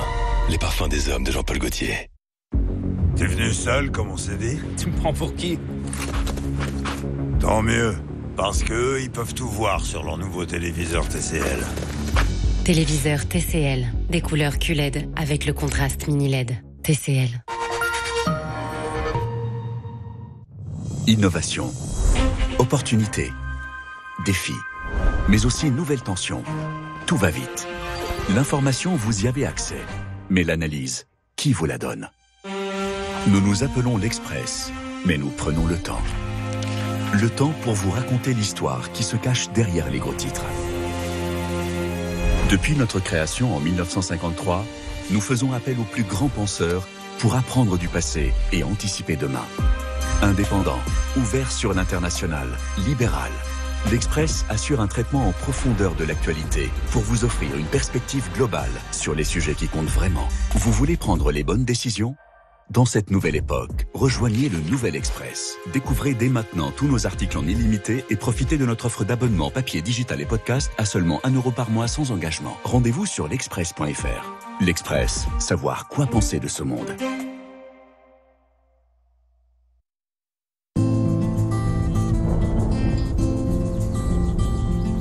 Nous sommes un lien.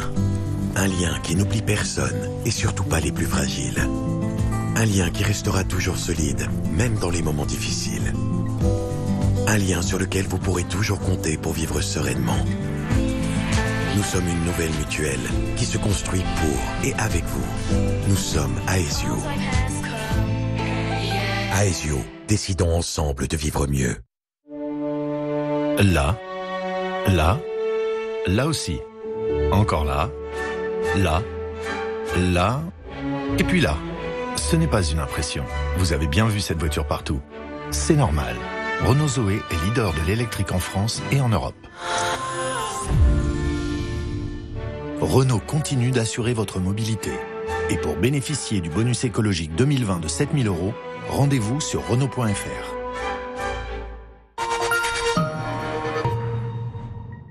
Votre programme avec Capelli Partners. Nous accompagnons les promoteurs immobiliers dans la copromotion de leurs projets.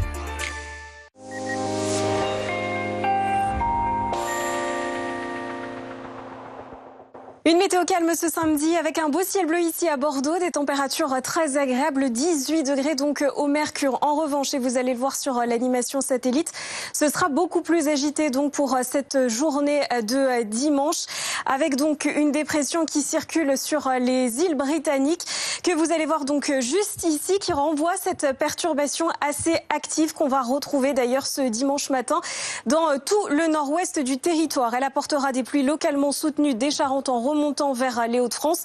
Un ciel bien chargé à l'arrière, donc un bon coup de vent avec des rafales qui pourraient déjà dépasser les 100 km/h sur le sud de la Bretagne.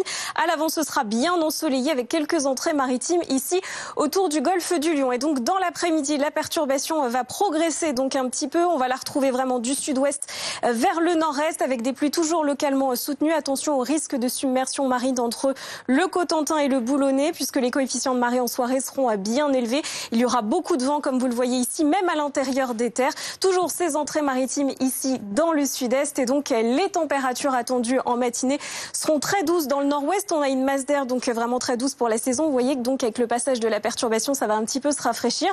Donc en matinée, on aura des températures bien élevées dans le nord-ouest avec 15 degrés attendus à Rennes, 12 à Paris. Et regardez, dans le courant de l'après-midi, c'est assez atypique avec le passage de la perturbation. Les températures vont baisser dans l'après-midi. Elles seront plus basses que le matin avec 12 à Rennes, 12 degrés à Brest et 16 degrés attendus dans les rues de la capitale. Ce sera très doux dans l'extrême sud avec 21 degrés à Biarritz.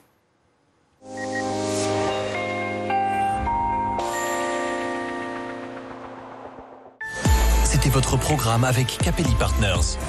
Nous accompagnons les promoteurs immobiliers dans la copromotion de leurs projets.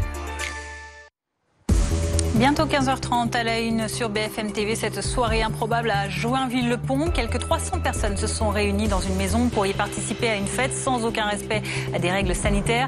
L'intervention de la police qui a suivi a dégénéré. On fait le point dans cette édition.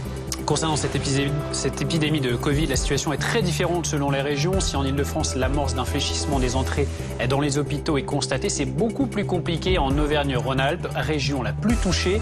La Savoie a ainsi de plus en plus recours au transfert de patients. Reconfinement, fermeture de magasins non essentiels exacerbe la colère des commerçants. Alors que Jean Castex n'a pas cédé, maintient leur fermeture jusqu'au moins au 1er décembre. Plusieurs centaines de manifestants sont à Nice et à Marseille pour demander notamment un allègement de ce confinement. Et puis le foot, opération rachat pour les Bleus après leur défaite face à la Finlande. Ils affrontent ce soir le Portugal. Ce sera sans Kylian Mbappé, blessé à la cuisse et forfait pour cette finale du groupe 3 de la Ligue des Nations. Nous serons à Lisbonne dans quelques instants avec Jean Rességui. Nous sommes donc en pleine période de confinement, au moins jusqu'au 1er décembre. Mais regardez, c'est fait à peine croyable. La police est intervenue hier soir alors qu'une fête a eu lieu dans un pavillon de la région parisienne, à Joinville-le-Pont, dans le Val-de-Marne, et dans le mépris total des règles sanitaires. Sur place, plusieurs centaines de personnes ont dû être évacuées. Les explications de Damagassa. Sur cette vidéo amateur tournée pendant la soirée, on entend de la musique et on aperçoit des dizaines de personnes. C'est dans cette villa que la fête s'est déroulée dans la nuit de vendredi à samedi.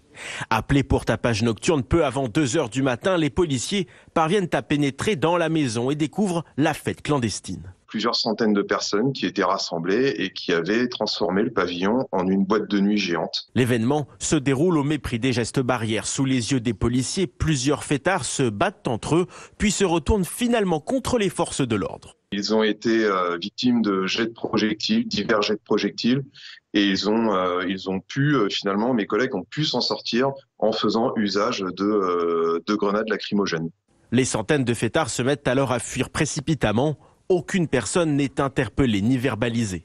Selon la municipalité, ce n'est pas la première fois qu'une soirée clandestine est organisée dans cette villa. C'est absolument inacceptable, intolérable. Ça fait déjà depuis le mois d'août qu'on les convoque, qu'on les signale. Il y a eu plusieurs interventions de la police municipale. Dès lundi, nous porterons plainte auprès du procureur. Toute la journée, des internautes avaient fait la promotion de cette soirée, photo de la piscine intérieure à l'appui. L'événement devait même se tenir jusqu'à 6h du matin, avec la possibilité de réserver sa place. Et c'est dans ce contexte qu'Emmanuel Macron s'est fendu d'un tweet d'appel à la vigilance ce samedi. Notre combat contre l'épidémie est collectif et les prochains jours seront décisifs. En classe, au bureau, à la maison, 5 gestes pour sauver des vies. Voici ce que déclare donc le chef de l'État. Car la situation est compliquée en France et elle est très disparate selon les régions et selon les établissements hospitaliers, raison pour laquelle le gouvernement donc maintient ces mesures restrictives au moins jusqu'au 1er décembre. On fait le point sur cette situation de l'épidémie de Covid-19 en France avec vous, Anne-Sophie Varmont. Donc il y a des disparités entre les régions.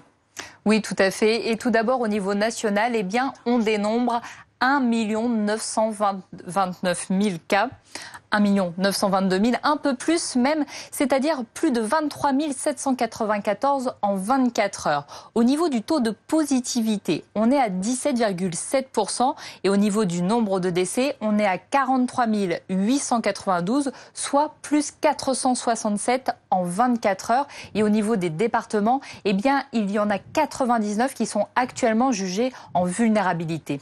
Anne-Sophie, la situation est très contrastée sur l'ensemble du territoire. Oui, tout à fait. Par exemple, en Auvergne-Rhône-Alpes, c'est toujours très compliqué. On a 553 nouvelles personnes hospitalisées en réanimation ces dernières 24 heures. Et au niveau du taux d'incidence, on est actuellement quasiment à 700 pour 100 000 habitants, c'est-à-dire quasiment à plus de la moitié que le niveau national qui est à 360. Vous voyez, c'est le double en fait du niveau national et on peut voir la différence sur cette courbe. Vous voyez au-dessus, c'est pour Auvergne-Rhône-Alpes et en dessous, c'est au niveau national. Mais il y a aussi des régions où ça va mieux, notamment en Île-de-France. En Île-de-France, regardez, je vous parlais du taux d'incidence. Vous avez toujours cette courbe, pour le niveau français qui est en bleu. Là, vous voyez pour l'Île-de-France en rouge, ça y est, c'est repassé en dessous. On est à moins de 300.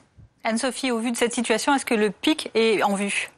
Compliqué de vous répondre tout de suite parce qu'en fait, pour déterminer le pic, il faut attendre qu'il soit dépassé. Ce que l'on sait, c'est que les mesures du couvre-feu, le couvre-feu c'était le 17 octobre dernier, elles commencent quand même à montrer de bons signes. Par contre, pour le reconfinement qui date lui du 29 octobre, il faut attendre en fait 2 voire 3 semaines, c'est-à-dire que ça va venir dans ces prochains jours, voire la semaine prochaine. Merci beaucoup Anne-Sophie pour toutes ces précisions. Le point en chiffres sur l'épidémie en France. Plus de 2800 nouveaux patients admis à l'hôpital ces dernières 24 heures selon Santé publique France. Parmi eux, vous le voyez, 473 admis en plus en service de réanimation. Le nombre de nouveaux décès enregistrés sur cette période est de 467. Regardez ces deux courbes qui, elles, montrent la différence de la situation entre la première et la deuxième vague. Tout d'abord, les hospitalisations, vous le voyez, elles dépassent désormais le pic atteint au printemps dernier. Et puis les patients en réanimation à présent sur cette courbe où l'on voit que pour le moment en tout cas on reste en dessous du plus haut niveau atteint lors de la première vague. Et puis dans ce contexte, il y a bien sûr la colère de certains corps de métier, les commerçants notamment qui ne cachent pas leur inquiétude. Ils aimeraient pouvoir rouvrir. On va voir ces images de rassemblements, de manifestations aujourd'hui à Marseille et à Nice. Ils étaient environ 400 à Marseille ce samedi et un peu plus de 2000 à Nice, donc pour réclamer un allègement du confinement. Tout autre chose, on prend la direction de l'Allemagne. Vous allez voir où quelques jours après la France, l'Allemagne elle aussi est confrontée à une deuxième vague de Covid-19 et a décidé de reconfiner sa population. Bars, restaurants, espaces culturels sont également fermés. Du côté des hôpitaux, on est au bord de la saturation, mais on compte bien sur les nouvelles mesures pour sortir la tête de l'eau. Adrien Portron. Protection, des patients, tous atteints du coronavirus. Dans cet hôpital de Berlin, le pôle Covid qui compte 36 lits de réanimation est saturé. L'établissement est au bord de l'asphyxie. Notre station Covid est actuellement entièrement occupée. Les chiffres sont tout simplement alarmants et nous n'avons pas encore atteint le pic de l'épidémie. L'inquiétude grandit dans tous les hôpitaux du pays. Car l'Allemagne fait face à une seconde vague particulièrement virulente. La peur s'est même invitée jusqu'au plus haut sommet de l'État. Lors d'une conférence de presse, la chancelière allemande Angela Merkel se montre peu optimiste. Nous devons maintenant nous attendre à ce que la deuxième vague soit plus sévère que la première et qu'elle se produise pendant une période moins heureuse de l'année, les mois d'hiver. Cela signifie que nous devrons faire face à cela pendant tout l'hiver. Et pour y faire face, le pays a déjà sombré dans un nouveau confinement depuis 2 semaines, et ce jusqu'au 30 novembre. Ce qui me rend optimiste, c'est que le nombre de cas augmente un peu moins fortement ces derniers jours. La courbe s'aplatit. Nous ne savons pas encore s'il s'agit d'une évolution stable, nous le verrons. Mais cela montre que nous ne sommes pas à la merci de ce virus. Nous ne sommes pas impuissants. Hier soir, le pays a enregistré plus de 23 000 nouvelles contaminations au cours des dernières 24 heures. Un triste record. Dans l'actualité également de ce samedi, invité de Routel Krief, Nicolas Sarkozy a accordé à BFM TV sa première interview après le revirement spectaculaire de Ziad Takieddine dans le cadre de l'enquête sur les soupçons de financement libyen de la campagne présidentielle de 2007. Ziad Takieddine qui a été entendu, selon nos informations, 4 fois par les magistrats qui instruisent le dossier libyen. Il n'a jamais été placé sous contrôle judiciaire. L'ancien président explique, lui, sa stupéfaction. Écoutez. Est-ce que c'est normal qu'un ancien président de la République soit traîné dans la boue, comme je le suis depuis 8 ans, sur les seules déclarations d'un individu qui a menti et qui vient aujourd'hui dire « j'ai menti ». Pour quelle raison avez-vous menti? Lui dit « j'ai menti parce que le juge m'a demandé de le faire pour arranger mes propres affaires ». Je suis stupéfié. L'actualité ces prochains jours, c'est ce lundi que débutera le procès de Jonathan Daval, accusé, on vous le rappelle, du meurtre de son épouse Alexia. À cette occasion, BFM TV diffusera lundi et mardi prochain sa première série consacrée à cette affaire qui a ému toute la France à l'automne 2017. 4 épisodes pour savoir qui est vraiment Jonathan Daval, comment les enquêteurs sont remontés jusqu'à lui et s'il y a encore des zones d'ombre à éclaircir. On voit cet extrait de cette série réalisée par Marie Perrault, Alexandre Funel et Étienne Grelet. On verra dans un instant, voilà. Mais en tout cas, renotez bien le rendez-vous.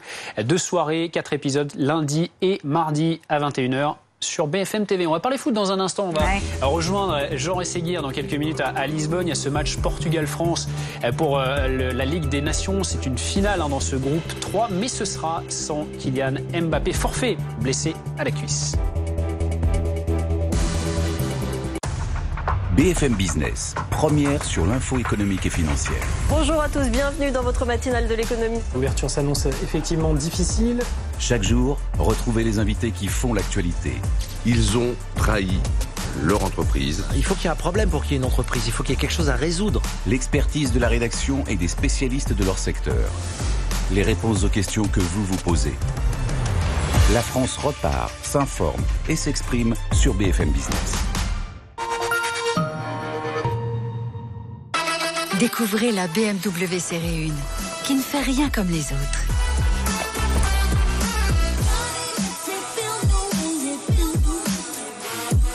Rien comme les autres, et qui n'a vraiment pas froid aux yeux. Dis ma Série 1, tu nous réchauffes un peu l'ambiance. BMW Série 1, une et unique. En ce moment, découvrez la BMW Série 1 édition sport. Dès 295 € par mois, entretien inclus. C'est bien sec, pas de stress. Ma facture est en baisse. Économisez l'énergie avec Perfect Dry de Bosch. Et découvrez les appareils électroménagers plus éco-responsables de Bosch. On va régler ça une bonne fois pour toutes. Au fait, pour la fuite chez vous, vous pouvez aller sur mesdépanneurs.fr, les yeux fermés. Ah ok, merci beaucoup. Réparer, rénover, les yeux fermés avec mesdépanneurs.fr.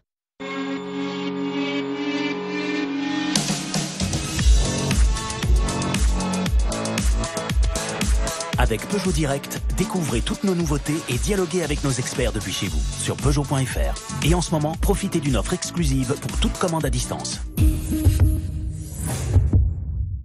L'argent, Faire de l'argent avec de l'argent, d'accord, mais pas à n'importe quel prix. Comment être sûr que son argent ne sert pas à financer n'importe quoi, n'importe où, pour n'importe qui? Pas facile, hein? Si à la Maïf, nous proposons de l'épargne responsable et solidaire, c'est parce que nous avons décidé que l'épargne doit avoir un impact positif. Créer des emplois, aider des associations, lutter contre le réchauffement climatique, mettre de l'éthique dans l'épargne. C'est ça être assureur militant aujourd'hui. Maïf, assureur militant. Le monde change, évolue. Jeep aussi. Nous devons repenser l'usage de nos ressources. Nous adapter. Sans renoncer à nos désirs d'évasion.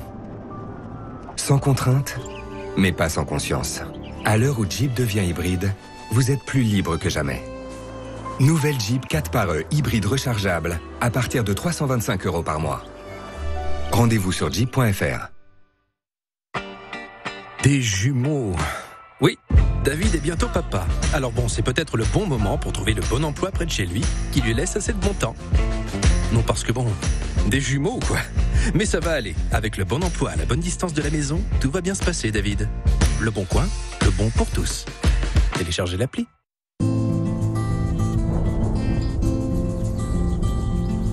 Nous sommes un lien. Un lien qui n'oublie personne et surtout pas les plus fragiles. Un lien qui restera toujours solide, même dans les moments difficiles. Un lien sur lequel vous pourrez toujours compter pour vivre sereinement. Nous sommes une nouvelle mutuelle qui se construit pour et avec vous. Nous sommes Aesio. Aesio, décidons ensemble de vivre mieux. Là, là, là aussi. Encore là, là, là, et puis là. Ce n'est pas une impression. Vous avez bien vu cette voiture partout. C'est normal. Renault Zoé est leader de l'électrique en France et en Europe. Renault continue d'assurer votre mobilité. Et pour bénéficier du bonus écologique 2020 de 7 000 €, rendez-vous sur Renault.fr. S'engager, toujours s'engager. Parfois j'ai l'impression d'être pieds et poings liés. On peut peut-être couper le cordon, non? Soyons libres.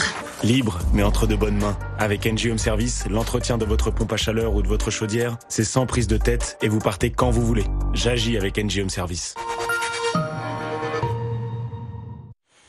15h45 sur BFM TV, on fait le point sur l'épidémie de Covid-19 en France, en particulier la situation dans les hôpitaux du pays. Regardez ces chiffres, ce sont plus de 2800 nouveaux patients positifs au Covid qui ont été admis à l'hôpital ces dernières 24 heures selon Santé publique France et parmi eux, 473 ont été admis en réanimation. Le nombre total de décès enregistrés sur cette période de 24 heures est de 467 personnes. Rafik Masmoudi, bonjour.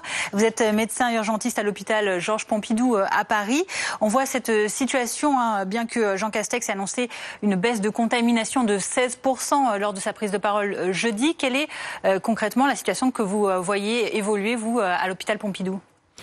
Effectivement, on remarque que le confinement plus le couvre-feu commence à donner des effets positifs sur le taux de contamination. Mais comme je pense plusieurs personnes l'ont expliqué avant moi, que les contaminations qu'on a eues il y a 15 jours se répercute sur l'hôpital 10 à 15 jours après.